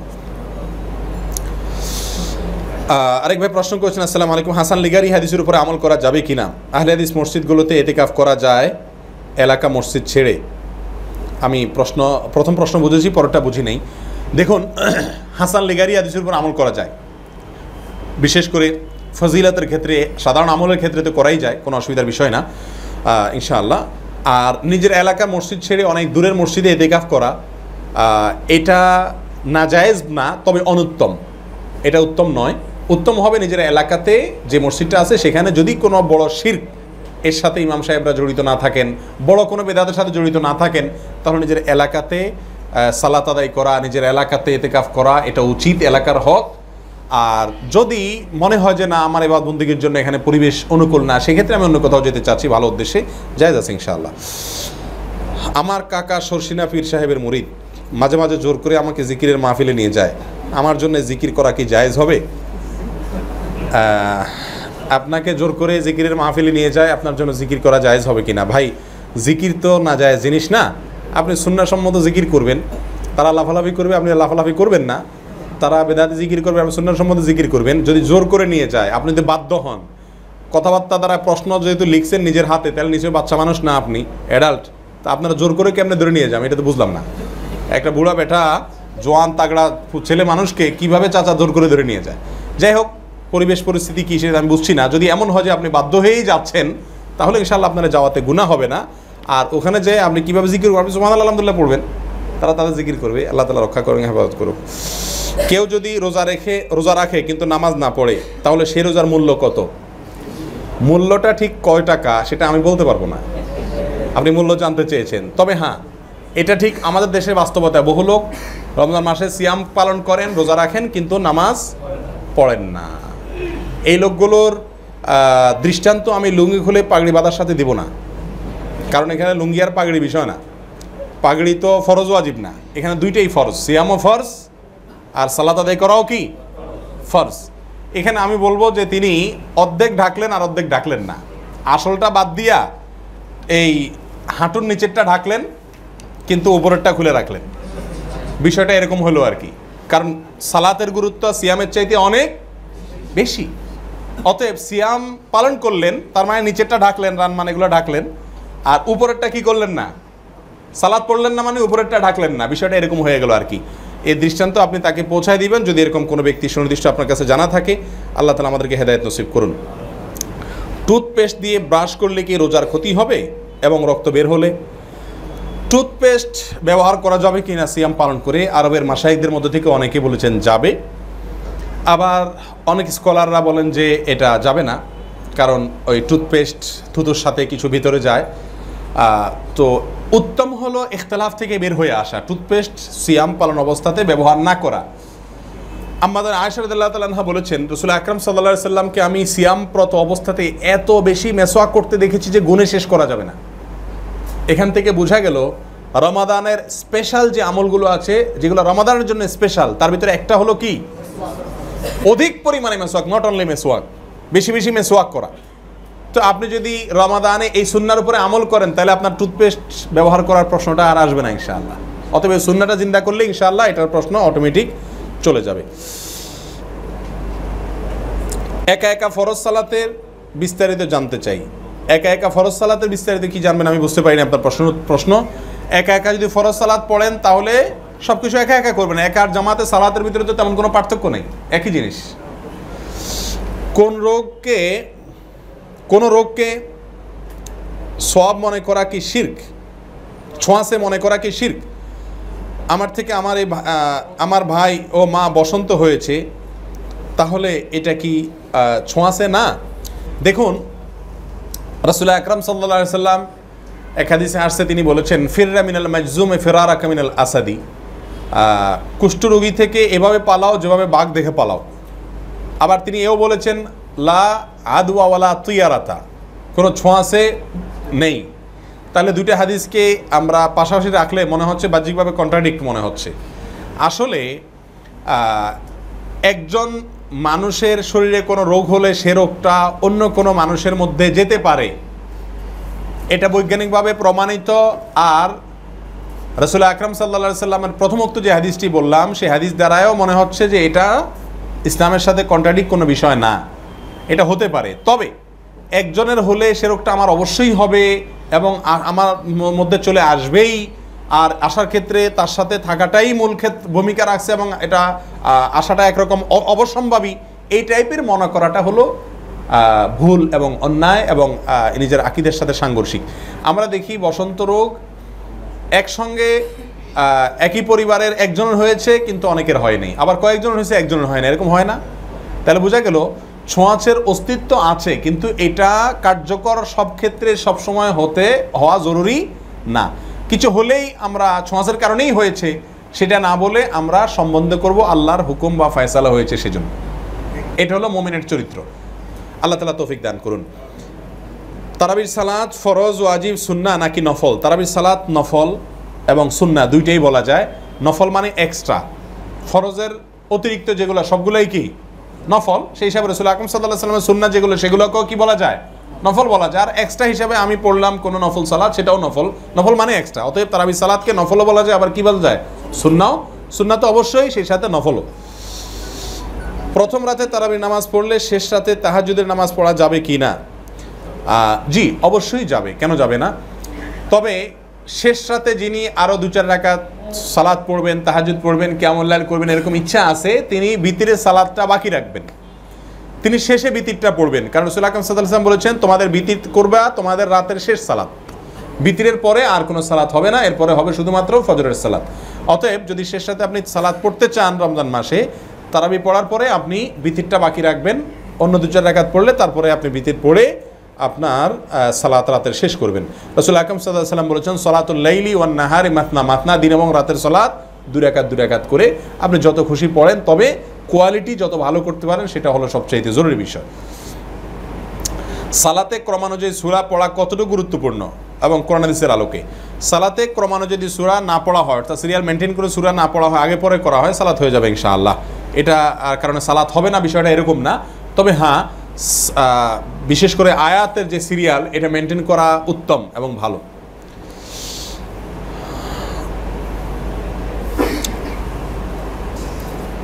অ্যালার্জি। আসসালামু আলাইকুম শেখ, মক্কার আজানের জবাব বাংলাদেশ থেকে দিলে কিভাবে হয়? কারণ মক্কা ও বাংলাদেশের সাথে সালাতের ওয়াক্তের পার্থক্য আছে। আজানের জবাবের সাথে ওয়াক্তের কোনো সম্পর্ক নাই। আজান শুনলে জবাব দিতে হবে। আমি যেখান থেকে আজানটা শুনছি এমন হতে পারে সেখানে ওয়াক্ত হয়েছে, আমার এখানে ওয়াক্ত হয় নাই। রাসূল আকরাম সাল্লাল্লাহু আলাইহি সাল্লাম তার জীবনে একটা ঘটনা দেখা যায় যে উপরে থাকা একজন মানুষ তিনি দেখেছেন সূর্য ডুবে গেছে, তাকে বলেছেন তুমি ইফতার করো। নিচে থেকে আমরা দেখছি যে সূর্য ডুবে নাই, তাকে বলছে ইফতার করিও না। তাহলে একজন মানুষ মনে করেন পাহাড়ের উপরে আছে, সে দেখছে যে উপর থেকে হ্যাঁ সূর্য ডুবে গেছে, সে দিল আজান। আপনি নিচ থেকে দেখছেন যে এখনো সূর্য আছে, তাহলে আপনার জন্য তো সূর্য ডুবে নাই, তো তার আজানের জবাব আপনি দিতে পারবেন কি পারবেন না? আজানের জবাব দেওয়ার সাথে ওয়াক্ত হওয়ার সম্পর্ক নাই। মক্কার আজান যদি আমি সরাসরি শুনতে পারি লাইভ ব্রডকাস্টের মাধ্যমে, তাহলে আমি সেটার জবাব অবশ্যই দিতে পারি। রেকর্ডেড আজান না, লাইভ ব্রডকাস্ট যদি হয় সেটার জবাব আমি দিতে পারি এবং দিলে ইনশাআল্লাহ সওয়াব অবশ্যই পাবো। কারণ হাদিসে এটা বলা হয়নি যে তোমারও সালাতের ওয়াক্ত হইতে হবে, আজানের জবাব দিতে হবে। এখানে ওয়াক্ত হওয়া আপনার কাছে সালাতের ওয়াক্ত হয়েছে কিনা এটা বড় কথা না, যিনি দিচ্ছেন তিনি ওয়াক্ত মতো দিচ্ছেন কিনা আর আপনি সরাসরি শুনছেন কিনা, এটা হলো মুখ্য বিষয়। জি শেখ, আমার প্রশ্ন হলো কোনো একজন আলেমের যদি মাসলা মাসাইল আরেকজন আলেমের সাথে মতের মিল না হয়, তাহলে কি সে আলেমের বিষয় ব্যক্তিগতভাবে যোগাযোগ করে বলা ভালো না সভা সেমিনারে বলা ভালো? খুবই গুরুত্বপূর্ণ প্রশ্ন ভাই। যদি কোনো আলেম সাহেবের মাসআলা মাসাইলে কোনো ভুল থাকে, কোনো ত্রুটি হয়, সেক্ষেত্রে যদি বিষয়টা এরকম হয় যে তিনি কথার কথা এই মজলিসে ভুল করেছেন, এখন এই মজলিসে যদি ওনাকে বলে না দেওয়া হয় তাহলে মজলিসে মানুষগুলো ভুল বার্তাটা নিয়ে চলে যাবে, তাহলে এই মজলিসেই ওনাকে বলা উচিত পার্সোনালি, যাতে করে উনি অন্যদেরকে কি করে দেন, সংশোধন করে দেন। পেছন থেকে হইচই করা যে না উনি এটা সঠিক বলেন এটা ভুল বলছে, এটা উচিত না। এটা রাসূল আকরাম সাল্লাল্লাহু আলাইহি সাল্লামের যে আদর্শ সেটার খেলাফ। আর যদি ভুলটা এমন হয় যে ব্যক্তিগত, তাহলে তো সেক্ষেত্রে পাবলিকলি বলার কোনো অপশনই নেই। আর যদি এমন হয় যে তিনি যে মজলিসে ভুল করেছেন সেই মজলিসে তার মাধ্যমে সংশোধন করার উপায় নাই, কিন্তু এখন মানুষ কি হয়ে যাচ্ছে, গোমরাহ হয়ে যাচ্ছে তার দ্বারায়, তাহলে সেক্ষেত্রে অবশ্যই তার ওই মাসআলার বিরোধিতা করা জায়েজ আছে, বরং ওয়াজিব। কিন্তু তার নাম উল্লেখ না করে যদি করা যায় অবশ্যই সেটা করতে হবে।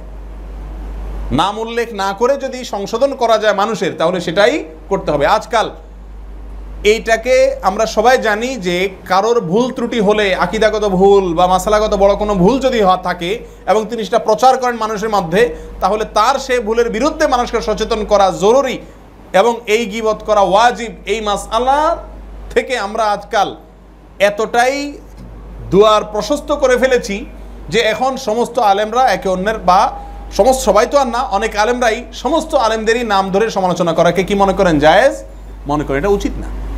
আপনি যদি তার নাম বলা ছাড়া বলেন যে অনেক আলেম এরকম বলে, তাতে যদি পাবলিক সংশোধন হয়ে যায়, তাহলে আপনি এই পদ্ধতি অবলম্বন করে তার নাম বলে তাকে ছোট করতে যাবেন না। এটা অন্যায়, এটা ভুল।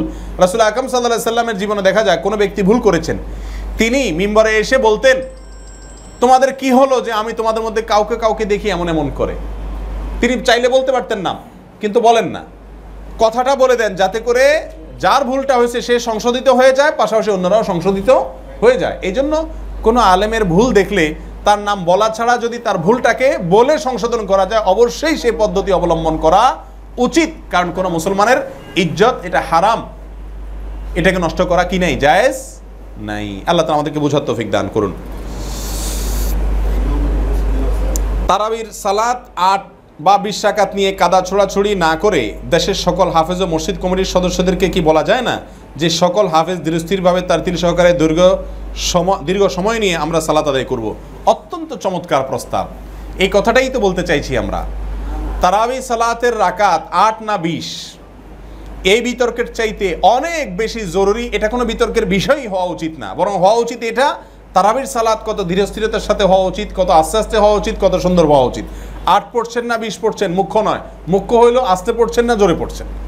যে বিষয় নিয়ে আওয়াজ ওঠার দরকার, আমাদের দেশের প্রায় ম্যাক্সিমাম মসজিদে তুফান মিলের যে তারাবির সালাত হয়ে থাকে, এটার বিরুদ্ধে আমাদের সোচ্চার হওয়া উচিত। এবং এটা যদি আমরা কথা বলি, তাহলে হানাফি, আহলে হাদিস কারোর কোনো দ্বিমত থাকবে? সালাত হুড়োহুড়ি করে পড়া উচিত না, এই কথাকে মানে না এমন কোনো মুসলমান পৃথিবীতে আছে? তাহলে যেই জায়গাটাতে সবাই একমত, সেই জায়গাটাতে আমরা যদি কথা বলি, তাহলে সমাজে কি হয়ে যাবে, সংশোধন ইনশাআল্লাহ হয়ে যাবে। সেটা না করে আমরা 8 আর 20 নিয়ে মত পার্থক্য করছি, অথচ 8 এবং 20 এর কোনোটিকেই হকপন্থী ওলামা একরামের কেউ বেদাত বলেন না, বরং সবগুলাকেই সুন্নাহর অন্তর্ভুক্ত বলেন। এটা ইজতিহাদ। ইমাম মালিক রাহিমাহুল্লাহ থেকে আরো বেশি প্রমাণ আছে। বিধায় 8 আর 20 মুখ্য না, মুখ্য হলো কতটা ধীরস্থিরতার সাথে আস্তে আস্তে পড়া হচ্ছে। জি, কেউ কেউ বলছে বাংলাদেশে আহলে হাদিসরা ধর্মনিরপেক্ষ রাজনীতির সাথে জড়িত, অথচ ডক্টর আসাদুল্লাহ গালিব স্যার ধর্মনিরপেক্ষবাদ সম্পর্কে বই লিখেছেন। এই ব্যাপারে আপনার মতামত জানতে চাই। একটা অ্যালার্জি চলে আসছে আমি পড়ার আগে, যেহেতু পড়ে ফেলছি সেহেতু বলি। দেখুন, প্রথম কথা হলো, আহলে হাদিস হয়ে গেলে তিনি ফেরেশতা হয়ে যাবেন, ব্যাপারটা তা না। আহলে হাদিস হয়ে তিনি ধর্মনিরপেক্ষ রাজনীতি করতে পারেন, আছে না নাই এরকম? আহলে হাদিস হয়ে তিনি টাকনুর নিচে প্যান্ট পরতে পারেন, আছে না নাই? আহলে হাদিস পরিবারে জন্ম হয়েছে, নামধারী আহলে হাদিস, কিন্তু আমলে হাদিসের উপরে নাই, এরকম আছে না নাই? তো সাধারণত সাধারণ চিত্রের ব্যতিক্রম তো থাকে সমাজে। আরে আহলে হাদিস তো পরের কথা, মুসলমান নামধারী শিরকে আকবর করছে, আছে না নাই? তাহলে এটা অস্বাভাবিক বিষয় না। তবে হ্যাঁ, এটাকে জেনারেলাইজ করে দুর্নাম করা বা বদনাম করা, যারা বেশিরভাগ ক্ষেত্রে শিরকের বিরুদ্ধে কথা বলে, শিরক থেকে বাঁচার চেষ্টা করে, তাদেরকে বড় শিরকে লিপ্ত, এই কথা ঢালাওভাবে যদি কেউ বলে, সেটা অবশ্যই অন্যায় হবে। কিন্তু যদি বলে যে কেউ কেউ আছে করে, তাহলে সেটা অবশ্যই মিথ্যা নয়। কথা কি বুঝাতে পারছি? আল্লাহ তাআলা আমাদেরকে বোঝার তৌফিক দান করুন। না জেনে শিরক করলে কি মাপ পাওয়া যাবে? জি, না জেনে শিরক করলে যদি তওবা করেন জানার পরে, তাহলে মাপ পাওয়া যাবে ইনশাআল্লাহ। কিন্তু যদি আপনি তওবা না করে মারা যান, তাহলে কিন্তু মাপ পাওয়ার রাস্তা নাই। কেউ আমার কাছে 100 টাকা আমানত রাখলো এবং আমি সেই টাকা খরচ করে ফেললাম এবং পরে তাকে আমার অন্য টাকা হতে 100 টাকা দিলাম, তাতে কি কোনো সমস্যা? জি হ্যাঁ, সমস্যা। আমানতের সম্পদটা হুবহু ফেরত দিতে হয়, সেটাকে কি করা যায় না, আপনার চেঞ্জ বা পরিবর্তন করা যায় না। এখানে আপনার তওবা করা উচিত।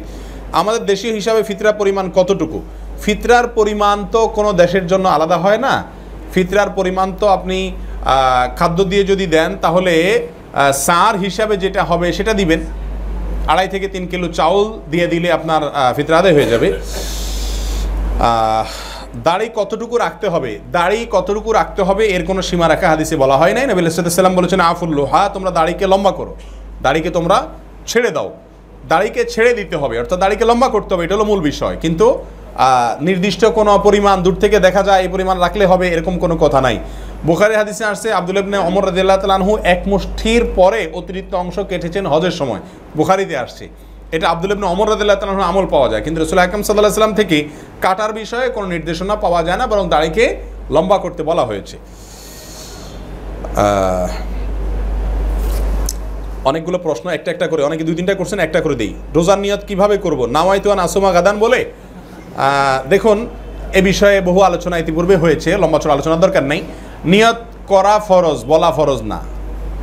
অন্তর দ্বারা নিয়ত করে আর মুখ দ্বারা নিয়তের কথা বলে, বলাটা এটা শরিয়া সম্মত না। অন্তর দ্বারা মুখ করতে হবে। আমি প্রশ্ন করব যে আপনি যে সিয়ামের জন্য নাওয়াইতু পড়তেছেন, আপনি দান সদকা করেন না?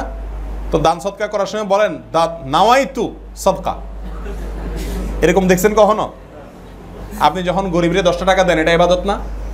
ইন্নামাল আমালু বিন্নিয়াত, সকল আমলে নিয়ত লাগে। তাহলে রোজাতে যদি নাওয়াইতু লাগে, তাহলে আপনি যখন ফকিরে 10 টাকা দিচ্ছেন তাহলে আগে পড়লেন নাওয়াইতু সদকা। এরকম কেউ করে? কেউ করে না। তাহলে সেটা কি আমল হয় না? হয়, কারণ আপনি যখন দিচ্ছেন আপনি উদ্দেশ্য আল্লাহকে খুশি করার জন্য গরিবকে দিচ্ছেন, আপনার মনে উদ্দেশ্য আছে, বাস নিয়ত হয়ে গেছে। আপনি সাহারি খেতে কেন উঠছেন? এটাই তো আপনার নিয়তের প্রমাণ করে যে আপনার অন্তরে রোজা রাখার ইচ্ছা আছে। অতএব মুখে সিয়ামের কোনো নিয়ত নাই। যদি রোজা রাখি এবং ঘুমে কাটাই কিন্তু ফরজ সালাত না পড়ি, তাহলে কি রোজা হবে? রোজা হয়ে যাবে, কিন্তু রোজাটা হবে হলে ওই যে একটু আগে যে এক্সাম্পল দিলাম সেরকম। কেউ নিচের অংশে কাপড় পরলো, উপরের অংশ খোলা রাখলো, এখন আপনি প্রশ্ন করলেন তাহলে কি নিচের অংশ কাপড় পরা হবে? আপনার প্রশ্ন অমূলক। নিচের অংশ কাপড় পরা হবে, তবে হ্যাঁ একটা থাকলো আর কি, সে বিষয়টা সেটা। আমি এটা বলতে পারবো না যে না উনি উপরের অংশে কাপড় পরেন নাই সেজন্য নিচের অংশ হয় নাই, সেটা বলতে পারবো না। রোজা রাখছেন, নামাজ পড়েন নাই, তাতে তার রোজা কি হবে? হ্যাঁ রোজা হবে, কিন্তু এই রোজা হওয়া ওই উপরের অংশ ন্যাংটা থাকার মতো আর কি। আল্লাহ তাআলা হেফাজত করুন।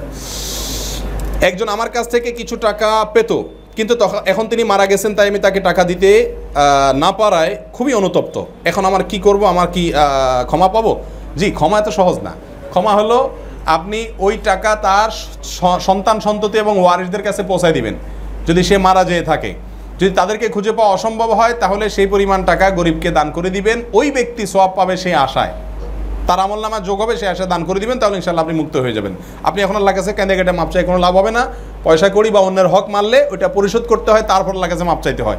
পরিশোধ না করে মাপ চাওয়া, এটা হলো কূপে মনে করেন এটা বিড়াল পড়ছে মারা গিয়ে, এখন আপনি বিভিন্ন ফিকহের মাসালা অনুযায়ী এত বালতি পানি ফেলে দিলে পাক হবে, বা এটা করলে হবে, ওইটা করলে হবে। আপনি এখন পানি ধুমসে ফেললেন, কিন্তু এই বিড়াল ভিতরেই থাকলো, কোনো লাভ হবে?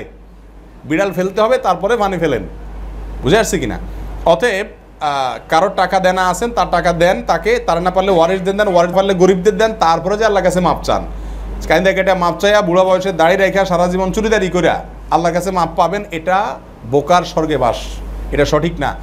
বান্দার হক পাই পাই করে হিসাব দিয়ে তারপর আল্লাহর কাছে মাপ চাইতে হয়। আল্লাহ তাআলা আমাদের হেফাজত করুন। এত বড় প্রশ্ন, ইমাম মানে নেতা থাকে, তাকে মেনে চলবো। আমার প্রশ্ন হলো, আমি হানাফি মাযহাবের ইমাম, এর পেছনে নামাজ আদায় করলে আমার নামাজ হবে কি না? এখানে আমি তেনার মতো করে নামাজ আদায় করছি না। ইমাম মানে নেতা, এই জন্য তাকে মানতে হবে। আপনি এই জিনিসটাই ভুল বুঝছেন। ইমাম সম্পর্কে রাসূল আকরাম সাল্লাল্লাহু আলাইহি ওয়াসাল্লাম বলেছেন, ইন্নামা জুইলাল ইমামু লিইউতাম্মা বিহি। সালাতের জন্য যে ইমাম ধার্য করা হয়েছে, এই ইমাম ধার্য করা হয়েছে এই জন্য যে তাকে দেখে দেখে সে যখন করে তার পরে পরে যেন কাজগুলো করেন, এটা হলো উদ্দেশ্য, অন্য কোনো উদ্দেশ্য না। আপনি অক্ষরে অক্ষরে তাকে ফলো করবেন, তিনি ভুল করলেও আপনি ভুল করবেন, বিষয়টা সেরকম না।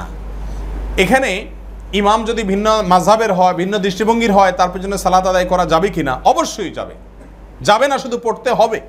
যদি আপনি এরকম কজ দেখাইয়া জামাত ত্যাগ করে বাসায় একা একা নামাজ পড়েন, আপনি গুনাহগার হবেন। হাদিসে আসছে সাল্লু খালফা কুল্লি বাররিন ওয়া ফাজিরিন, নেককার হোক আর বদকার হোক, ইমাম ভালো হোক আর মন্দ হোক, তার পিছনে সালাত আদায় করতে হবে। আর সেখানে মাযহাবী ইখতিলাফের কারণে সালাত আদায় করতে পারবেন কিনা এই প্রশ্ন রাখা একেবারেই অমূলক। জি, জোহর, আসর, এশা বা মাগরিবের সালাতের প্রথম রাকাত ছুটে যায়, তাহলে ইমামের সালাম ফেরানোর পরে যখন অবশিষ্ট রাকাত পড়বো তখন কি সূরা ফাতিহার সাথে অন্য সূরা পড়া যাবে? হ্যাঁ, বিষয়টা বেশ বিস্তারিত এবং আলোচনা সাপেক্ষ। পড়া যাবে। আপনি জিজ্ঞেস করছেন যে পড়া যাবে কিনা, পড়লে যে গুনাহ হবে, হারাম হয়ে যাবে, সেটা এরকম না, পড়া যাবে। বাকি আলোচনা আরও অনেক বিস্তারিত আছে। আসসালামু আলাইকুম। নবী রাসূল সাল্লাল্লাহু আলাইহি সাল্লামের মৃত্যুর পর কী অবস্থায় আছেন? রাসূল আকরাম সাল্লাল্লাহু আলাইহি সাল্লাম মৃত্যুর পরে কী অবস্থায় আছেন? কি আজব প্রশ্ন, চিন্তা করেন। তিনি কি অবস্থায় আছেন আমি কিভাবে বলবো বলেন? চাঁদ দেখা নিয়ে অনেক কি প্রশ্ন হলে বুঝি নাই। আমাদের করণীয় কি? চাঁদ দেখা কমিটি তাদের দায়িত্ব সঠিকভাবে পালন না করলে আমাদের করণীয় কি? দেখুন, চাঁদ দেখা কমিটি যদি চাঁদ দেখার ক্ষেত্রে ত্রুটি করে, সেক্ষেত্রে আল্লাহর কাছে তারা দায়ী হবেন, আপনি সরাসরি দায়ী হবেন না। তবে হ্যাঁ, চাঁদ দেখা সুন্নাহ। আজকে একটা রোগে পরিণত হয়েছে আমাদের যে আমরা চাঁদ দেখা কমিটির ডিসিশনের দিকে তাকায় থেকে আমরা কেউ চাঁদ দেখি না। রাসূল আকরাম সাল্লাল্লাহু আলাইহি সাল্লামের সুন্নাহ হলো চাঁদ দেখা, এবং চাঁদ দেখলে একটা দোয়াও শিখিয়ে দিয়েছেন তিনি, আল্লাহুম্মা আহিল্লাহু আলাইনা বিল আমনি ওয়াল ঈমান ওয়াস সালামাতুল ইসলাম রব্বি ওয়া রাব্বুকাল্লাহ। এটা চাঁদ দেখার দোয়া। অতএব আপনি চাঁদ দেখার দোয়া পড়বেন, চাঁদ দেখবেন। আজকাল কেউ চাঁদ দেখে না, সবাই দেখে টিভি, মোবাইল, ওই নিউজ দেখে আর কি, যে হেলাল কমিটি কি বলছে। আরে ভাই, হেলাল কমিটি কি বলছে সেটা পরে দেখেন না, আগে একটু চাঁদটা খোঁজেন। বলে ঢাকা শহরে চাঁদ খুঁজবো কেমনে? চারপাশে বিল্ডিং আর বিল্ডিং, ছাদে উঠে যান, খালি মাঠে যান, চেষ্টা করেন না, সওয়াব পাবেন তো। চাঁদ যদি দেখার চেষ্টাও করেন তবু একটা সুন্নাহ জিন্দা করার জন্য আমল করলেন। আর যদি চাঁদ দেখে যান দোয়া করলেন, না দেখলে চেষ্টা করার সওয়াব পাবেন ইনশাআল্লাহ। অতএব চাঁদ দেখা উচিত। আর হেলাল কমিটি যদি চাঁদ দেখা কমিটি ভুল ডিসিশন দেয়, এর দায়ভার তাদেরকে বহন করতে হবে, আপনার ইনশাআল্লাহ দায়ভার বহন করা লাগবে না। কোনো ব্যক্তি যদি মসজিদে নামাজ পড়ে, ওই ব্যক্তির কতটুকু সামনে দিয়ে হাঁটা চলা করা যাবে? দেখুন, এ বিষয়ে রাসূল আকরাম সাল্লাল্লাহু আলাইহি ওয়াসাল্লামের হাদিসে সুস্পষ্ট কিছু বলা আছে বলে আমার জানা নাই। ওলামা একরামের কয়েকটি মত পাওয়া যায়। কেউ সালাত পড়ছে, আপনি তার সামনে দিয়ে হেঁটে যেতে বাধ্য, অন্য কোনো হাঁটার রাস্তা নাই, সেক্ষেত্রে আপনি কতটুকু দূর দিয়ে যেতে পারবেন? কেউ কেউ বলেছেন যে তার সেজদা পর্যন্ত যে এরিয়া আছে, এই এরিয়ার বাইরে দিয়ে আপনি যেতে পারবেন। আর কেউ কেউ আরও দূরের কথা বলেছেন। আবার অনেক ওলামা একরাম বলেছেন যত দূর দিয়ে গেলে ওই সালাত আদায়কারী ব্যক্তির ডিস্টার্ব হবে না, তত দূর দিয়ে আপনি চলবেন।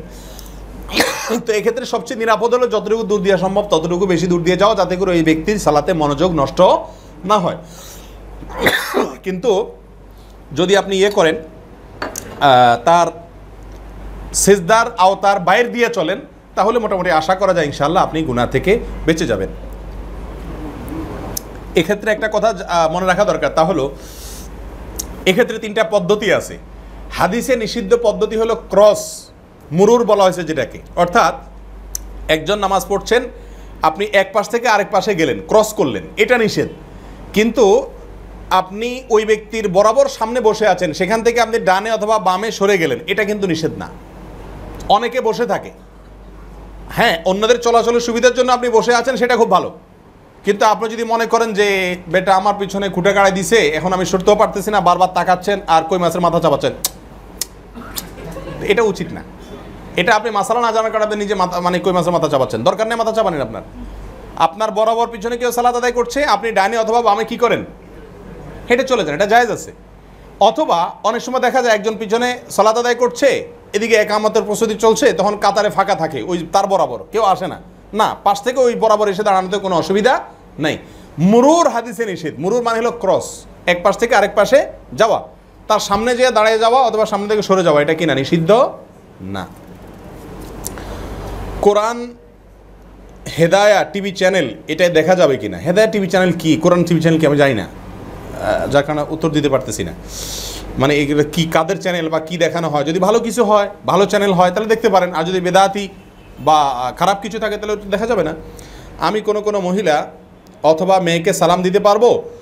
কোন মহিলা অথবা মেয়েকে সালাম দিতে পারবো? দেখুন, আপনি সালাম দিবেন আপনার মাকে, আপনার বোনকে, যাদের সাথে আপনার পর্দা করা জায়েজ আছে তাদেরকে, যাদের সাথে আপনার দেখা করা জায়েজ আছে তাদেরকে আপনি সালাম দিবেন। এছাড়া অন্য মেয়েদেরকে সালাম দেওয়া নিয়ে অনেক ওলামা একরাম বলেছেন, যদি ফিতনার আশঙ্কা না থাকে এমন জায়গায় সালাম দিবেন। ফিতনার আশঙ্কা বুঝেছেন তো? মানে আপনার সালামের জবাবে তিনি আবার জবাব দিলেন, রিপ্লাই দিলে আপনার মনের ভিতরে কোনো বাজে চিন্তা আসবে না তার সাউন্ডে, বা আশপাশে মানুষের ফিতনা পতিত হওয়ার কারণ হবে না, এরকম কোনো আশঙ্কা যদি না থাকে তাহলে আপনি দিতে পারেন। কিন্তু এরকম শঙ্কা আজকাল বিশেষ করে মেয়েদের বিষয়ে ছেলেরা এতটাই দুর্বল যে আওয়াজ তো বহুত দূরের কথা, কাপড় চোপড় জুতা এটা দেখলেও বাজে চিন্তা করে, এবং মানুষের ভিতরে পশুত্ব এতটাই উদ্গ্রীব হয়ে গেছে যে এখন এই সমস্ত ক্ষেত্রে নিরাপদ থাকা খুব কঠিন।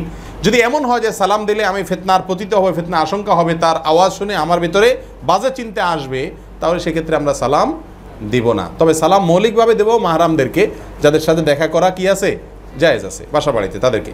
আসসালামু আলাইকুম, ইসলামে দলাদলি করা নিষেধ। আর পড়লাম না, বিশাল বড় অ্যালার্জি। আমার বাবা মা অসুস্থ, সিয়াম পালন করা সম্ভব না, তাদের সিয়ামের কি ফিদিয়া কতটুকু, কখন কাদেরকে দিব অনুগ্রহ করে বলবেন। আপনার বাবা মা যদি অসুস্থ হন এবং আপাতদৃষ্টিতে তাদের আর সুস্থ হওয়ার লক্ষণ নাই, বার্ধক্যজনিত অসুস্থতা, তাহলে প্রত্যেকটা সিয়ামের জন্য একজন করে মিসকিনকে খাওয়াবেন। একজন করে মিসকিনকে খাওয়ানোর হয় খাওয়াবেন, আর নাহলে খাদ্য দিয়ে দিবেন। 30 রোজার জন্য 30 জন মিসকিনকে খাবার দিয়ে দিবেন অথবা খাদ্য দিয়ে দিবেন। সেটা আপনি রমজান মাসে দিতে পারেন, রমজানের পরেও দিতে পারেন, অর্থাৎ সাথে সাথেও দিয়ে দিতে পারেন অথবা শেষেও দিতে পারেন, আপনি আদায় করলেই হবে। উভয় দুইজনের পক্ষ থেকে 2 জন মিসকিনকে খাবার দিতে হবে। হযরত মুহাম্মদ সাল্লাল্লাহু আলাইহি সাল্লাম তারাবির সালাত জামাতে মাত্র 3 দিনে 8 রাকাত করে আদায় করেছেন বলে আমরা জানি। তবে আমরা তারাবির সালাত 30 রোজা পর্যন্ত জামাতে আদায় করার দলিল কি? প্রথম কথা হলো রাসূল আকরাম সাল্লাল্লাহু আলাইহি সাল্লাম তারাবির সালাত 8 রাকাত পড়েছেন, এটা আপনি কিভাবে জানলেন, কোথায় পাইছেন? হ্যাঁ, আম্মা জান আয়েশা রাদিয়াল্লাহু আনহা যে হাদিসটি বুখারীতে আসছে যে রমজানের বাইরে নবী আলাইহিস সালাম রাতের সালাত 8-এর বেশি কখনো পড়তেন না। এটা একটা কমন বিষয়, কিন্তু রমজানকে ফিক্স করে তারাবির নাম দিয়ে আপনি রাকাত সংখ্যা ঠিক করে দিচ্ছেন, এরকম কোনো হাদিসে স্পষ্ট আসে নাই। এরপরে আসেন তারাবির সালাত রাসূল আকরাম সাল্লাল্লাহু আলাইহি ওয়াসাল্লাম জামাতে পড়েন না, আমরা কেন পড়ছি এর কজ নেবেন, এর উত্তর নেন। রাসূল আকরাম সাল্লাল্লাহু আলাইহি ওয়াসাল্লাম বলেছেন, আমার পরে তোমরা আবু বকর ওমরের অনুসরণ করিও। কথাটা কার? রাসূল আকরাম সাল্লাল্লাহু আলাইহি ওয়াসাল্লাম। তিনি যেহেতু বলেছেন আমার পরে তোমরা আবু বকর ওমর অনুসরণ করিও, তাহলে রাসূল আকরাম সাল্লাল্লাহু আলাইহি ওয়াসাল্লামের পরবর্তীতে ওমর রাদিয়াল্লাহু তাআলা আনহুর যুগে সাহাবীরা জামাতে সালাত আদায় করেছেন, এবং এই ব্যাপারে একজন সাহাবীও ব্যতিক্রম ছিলেন না, ভিন্ন ছিলেন না, সবাই জামাতে সালাত আদায় করেছেন। তাহলে রাসূল আকরাম সাল্লাল্লাহু আলাইহি ওয়াসাল্লাম যে বলেছেন যে আমার পরে আবু বকর ওমর অনুসরণ করিও, এক্ষেত্রে আবু বকর অনুসরণ করাতে আমরা বেদাত করছি না বা কোনো অন্যায় করছি না। আজকাল এমন কিছু মূর্খের আবির্ভাব হয়েছে যারা তারাবির সালাতকে বেদাত বলে এবং নাউজুবিল্লাহ বলে ওমর রাদিয়াল্লাহু তাআলা এই বেদাত আবিষ্কার করছেন। মানে বেয়াদবির কোন পর্যায়ে গেলে আল্লাহ রাসূল সাল্লাল্লাহু আলাইহি ওয়াসাল্লাম খলিফা বেদাত আবিষ্কার করছে, সব সাহাবী বেদাত করছে, উনি সুন্নি হয়ে গেছে। তো ইসলাম এত বেশি বুঝে ফেলানো, এটা লক্ষণ খুব খারাপ। আল্লাহ তাআলা আমাদেরকে বোঝার তৌফিক দান করুন। তবে হ্যাঁ, তারাবির সালাত জামাতে পড়তে আমরা কেউ বাধ্য না, কেউ যদি একা একা আদায় করে বাসায় কোনো অসুবিধা নেই। রমজান মাসে শয়তান বেঁধে রাখা হয়, বেঁধে রাখা হলে মানুষকে ধোঁকা দেয় কিভাবে? ভাই এসব তো পুরান কথাবার্তা, তারপরে প্রশ্ন করেছেন শয়তান বেঁধে রাখলে তারপর আবার ধোঁকা দেয় কেমনে? ফ্যানের সুইচ বন্ধ করার পরেও কিছুক্ষণ চলে কি চলে না?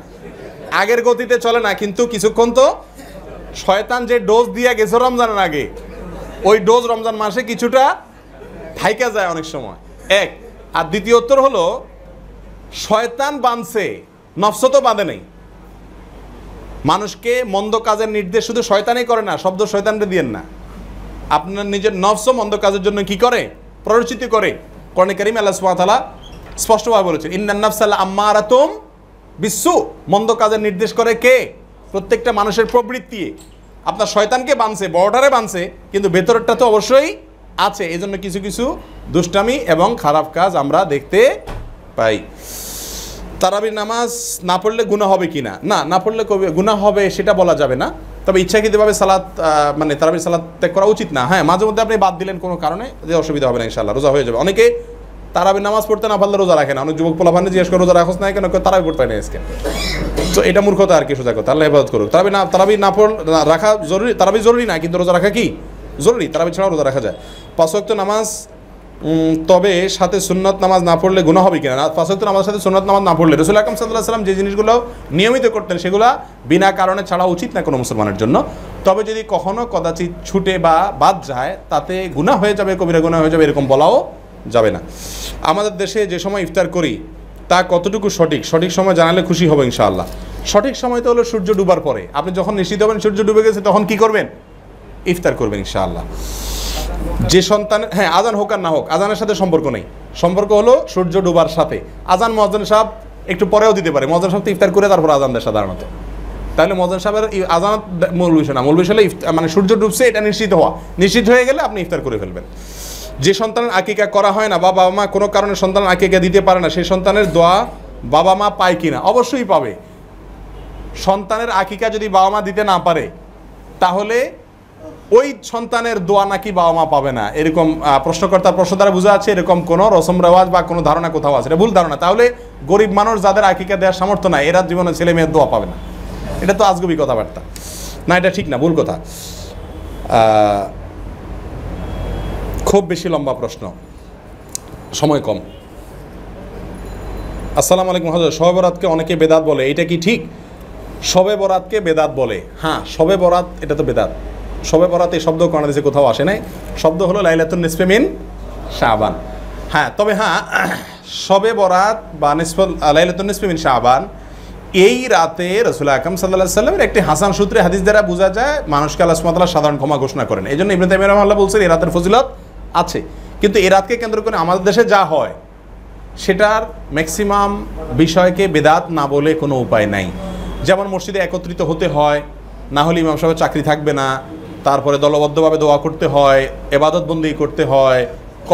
কবর জিয়ারত সম্পর্কে তো আশরাফ আলী থানভী রাহিমাহুল্লাহ ইমদাদুল ফতোয়া কিতাবে লিখেছেন যে এর কোনো ভিত্তি নাই, এটা জাল হাদিস। এ হাদিসের অবস্থা এত খারাপ যে এটাকে মওযু বলা যায় রীতিমতো। অতএব শবে কেন্দ্র করে যা হচ্ছে আমাদের সমাজে, এই যে হালুয়া রুটি শহর, এগুলো বেশিরভাগই ভিত্তিহীন এবং এগুলো সওয়াব মনে করলে অবশ্যই বিদআত এটা।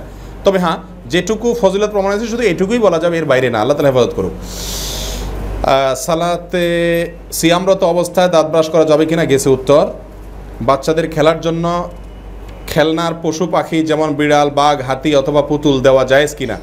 এতে করে রহমতের ফেরেশতা ঘরে ঢুকবে কিনা? দেখুন, আয়েশা রাদিয়াল্লাহু তাআলা আনহা সহ সাহাবা একরামের একাধিক সদস্যকে দেখা গেছে ছোট ঘোড়া দিয়ে বা বিভিন্ন জীবজন্তু দিয়ে, পুতুল দিয়ে তারা খেলেছেন। রাসূল আকরাম সাল্লাল্লাহু আলাইহি সাল্লাম নিষেধ করেন নাই। এই জন্য যদি এটা অপমানিত অবস্থায় থাকে, এটাকে শোকেসে রাখা না হয়, খুব সম্মানজনক অবস্থায় রাখা না হয়, তাহলে এটা জায়েজ আছে। তবে অবশ্যই পরিহার করা ভালো, বিশেষ করে এই জন্য যে আমরা এটাকে একটা পর্যায়ে কী করি, শোকেসে উঠাই। আর তাছাড়া আজকাল বিশেষ করে নানাভাবে প্রতিমা পূজা আমাদের সমাজে প্রবেশ করতেছে, নানাভাবে। অতএব যথাসম্ভব এগুলো থেকে দূরে থাকা উচিত, যদি আমাদের শিরকের দুয়ার এগুলোকে খুলে দেয়। দুটি বাচ্চা হওয়ার পর যদি কেউ কয়েক বছরের জন্য জন্ম নিয়ন্ত্রণ পদ্ধতির মাধ্যমে বাচ্চা না নেয়, এটা কি জায়েজ আছে? উল্লেখ্য সাময়িক সময়ের জন্য জন্ম নিয়ন্ত্রণ পদ্ধতির কথা বলা হচ্ছে। জি হ্যাঁ, সাময়িক সময়ের জন্য জন্ম নিয়ন্ত্রণ পদ্ধতি জায়েজ আছে শর্ত সাপেক্ষে। তাহলে কেন করছেন জন্ম নিয়ন্ত্রণ? যদি এই জন্য হয় যে ইনকাম কম, এখন খাওয়াতে পারবেন না, তাহলে হারাম। আল্লাহ সুবহানাহু ওয়া তাআলা কোরআনে স্পষ্টভাবে বলেছেন যে তোমরা লা তাকতুলু আওলাদাকুম খাশিয়াতা ইমলাক, খাদ্যের অভাবে বাচ্চাদেরকে হত্যা করিও না, তোমরা ভ্রূণ হত্যা করিও না। নাহনু নারযুকুহুম ওয়া ইয়্যাকুম, আমি তাদেরকে তোমাদের সবাই রিজিক দিব। রিজিকের অভাবে, পয়সার অভাবে, বেতনের অভাবে, টাকা কম, আয় কম, সেজন্য সন্তান এখন নেব না, এটা যদি হয় তাহলে এটা হারাম হবে। হ্যাঁ, আর যদি এমন হয় যে এখন এই মুহূর্তে আরেকটা বাচ্চা হলে দুইটা বাচ্চা একসাথে পালন করতে পারবো না, মায়ের কষ্ট হবে, বাচ্চা আরেকটা দুধ পাবে না, অথবা যেই পরিবেশে আসি এই বাসাতে আরেকটা বাচ্চা হয়ে গেলে কষ্ট হয়ে যাবে দুটোটার, এই সমস্ত কজে যদি হয়, স্বাস্থ্যগত কারণ বা পরিবেশগত কারণ, তাহলে জায়েজ আছে। তবে স্থায়ীভাবে না হয়ে অবশ্যই সেটা অস্থায়ী হতে হবে। আমার বাচ্চাকে ছোটোবেলা থেকে দিনী জ্ঞান দিয়ে বড় করার ইচ্ছা ইনশাআল্লাহ, কিন্তু বাচ্চা দাদা দাদির কাছে থাকে বেশিরভাগ সময়। তারা উভয়ই টিভি দেখেন এবং হিন্দি সিরিয়াল দেখেন, যেটা বাচ্চার উপরে প্রভাব ফেলে। বাসায় টিভি রাখা কতটুকু জায়েজ? রমাদান মাসে টিভির ফিতনা থেকে কিভাবে বাঁচা যায়? বাচ্চার উপরে টিভির ভয়াবহতা কিরূপ, কার্টুন দেখা যাবে কি না, একটু বিস্তারিত বলুন। দেখুন, টেলিভিশনের প্রভাব বাচ্চার উপরে অনেক বেশি পড়ে। বিশেষ করে দাদা দাদি যদি বাচ্চাকে টেলিভিশনে বাজে জিনিস দেখায় এবং আস্তে আস্তে ছেলে টেলিভিশন আসক্ত হয়ে যাবে এরকম মনে হয়, তাহলে অবশ্যই আপনি দাদা দাদির কাছ থেকে বুঝিয়ে শুনিয়ে যেভাবে হোক আপনার বাচ্চাকে আপনি দূরে সরাইতে হবে, যদি তাকে দিনদার হিসাবে বড় করতে চান। ছোটোবেলা যদি এই রোগ ঢুকে যায়, পরবর্তীতে এই বাচ্চাগুলো আর দিনের পথে আসার সম্ভাবনা একেবারেই ক্ষীণ হয়ে যায়, সোজা কথা। আর এছাড়া এটা স্বাস্থ্যের জন্য ক্ষতি, দিনের জন্য ক্ষতি, চোখের জন্য ক্ষতি, মেধার জন্য ক্ষতি, সব দিক থেকে ক্ষতি। বিধায় এ বিষয়ে সাবধান থাকা উচিত। কার্টুনের কথা আপনি বলেছেন, বাচ্চাদের কার্টুন দেখানোর ক্ষতি বহুবিধ। শরঈ ক্ষতি আছে, দুনিয়াবি ও জাগতিক ক্ষতি আছে। বিধায় বাচ্চাকে শারীরিক যেসব খেলনা আছে সেগুলো দেওয়ার চেষ্টা করুন। কার্টুনের এডিকশন আজকাল বাচ্চাদের মধ্যে ভয়াবহ আকার ধারণ করছে, বিদায় দিকে আমি বলবো আপনি যাবেন না। আমরা জানি যে খেলার মধ্যে 3টা খেলা সুন্নাহ, আর বিচিয়ে টাইপ খেলা হারাম, যেমন লুডো, ক্যামেরা, দাবা। এখন এছাড়া বাকি খেলাগুলো কি হারাম? দেখুন, সুনির্দিষ্ট কিছু খেলাকে হাদিসের ভাষায় নিষেধ করা হয়েছে। লুডো এবং আপনার ওই দাবা, এই টাইপের যে খেলাগুলো আছে এগুলোকে স্পষ্টভাবে হাদিসের ভাষায় নিষেধ আছে, বিধায় এগুলো আমাদের জন্য জায়েজ নাই। আর কোনো খেলা যদি শারীরিক কসরত হয় এবং সেখানে খেলোয়াড়দের এক পক্ষ আরেক পক্ষকে কোনো আদান প্রদান না করে এবং শরীয়তের কোনো বিধান লঙ্ঘন না হয়, তাহলে সেটা কি হবে? জায়েজ হবে ইনশাআল্লাহ। ফরজ গোসলের সময় মাথা মাসা সম্পূর্ণ চুল কি ভিজাইতে হবে? জি, ফরজ গোসলের সময় আপনাকে অজু করতে হবে, মাথাও মাসে করতে হবে। অতএব অজুতে যেরকম মাসে করেন এখানে সেভাবে মাসে করবেন। মেয়েরা কি ঘরের ভিতরে টি শার্ট পরতে পারবে? এটা কি পুরুষদের অনুকরণ হবে? ঘরের ভিতরে মেয়েরা কি পোশাক পরবে এই বিষয়টি মেয়েদের একান্ত ব্যক্তিগত বিষয়, এবং তার স্বামী যদি হয় থাকেন বাসাতে, বিবাহিত হন, তাহলে স্বামীর রুচির বিষয়। তবে অবশ্যই ইহুদি, খ্রিস্টান এবং ফাসেক মেয়েদের অনুসরণ থেকে দূরে সরে আসা উচিত। ফাসেক মেয়েরা তারা পুরুষদের সাথে বেশভূষা ধারণ করতে পছন্দ করে। দিনী মেয়েদের, দিনদার মেয়েদের অবশ্যই তাদের থেকে ব্যতিক্রম থাকা উচিত এবং তাদের অনুকরণ করা উচিত না। বিধায় টি শার্ট পরে বাসা বাড়িতে থাকা হারাম হবে সেটা বলবো না, তবে যদি এটা আপনার সমাজের ফাসেক মেয়েদের ট্র্যাডিশন হয়, তাহলে মুত্তাকি মেয়েদের ট্র্যাডিশন হওয়া উচিত। এর খেলাফ, অর্থাৎ এমন পোশাক পরা উচিত যা মুত্তাকি এবং ফাসেকদেরকে পৃথক করা যায়, আলাদা করে দেয়, এরকম থাকা উচিত। হ্যাঁ, শখের বশত আপনার স্বামী কখন আপনাকে টি শার্টে দেখতে চেয়েছেন, একান্তে আপনারা আছেন আর কেউ নাই, তো এরকম অবস্থায় তো এটা পরা নাজায়েজ হবে না, হারাম হবে না ইনশাআল্লাহ বিদিনিল্লাহ। আমার মনে হয় বন্ধ করি, কারণ প্রশ্নতে কোনো শেষ নেই, অগণিত প্রশ্ন, আমার মুখে ব্যথা হয়ে গেছে। জি, আল্লাহ তাআলা তৌফিক দান করুক ইনশাআল্লাহ। বাকি প্রশ্ন অন্য কোনো প্রোগ্রামে হবে। আল্লাহ তাআলা আপনাদের সবাইকে জাযায়ে খায়ের দান করুন। অনেক কষ্ট দিলাম, অনেক সময় নিলাম, যদি ভালো কিছু বলে থাকি আমার আল্লাহর পক্ষ থেকে, ভুল কিছু বললে শয়তানের পক্ষ থেকে, আল্লাহ আমাকে মাফ করুন, আপনাদেরকে মাফ করুন। জাযাকুমুল্লাহ খায়রা। আসসালামু আলাইকুম ওয়া রাহমাতুল্লাহি ওয়া বারাকাতুহু।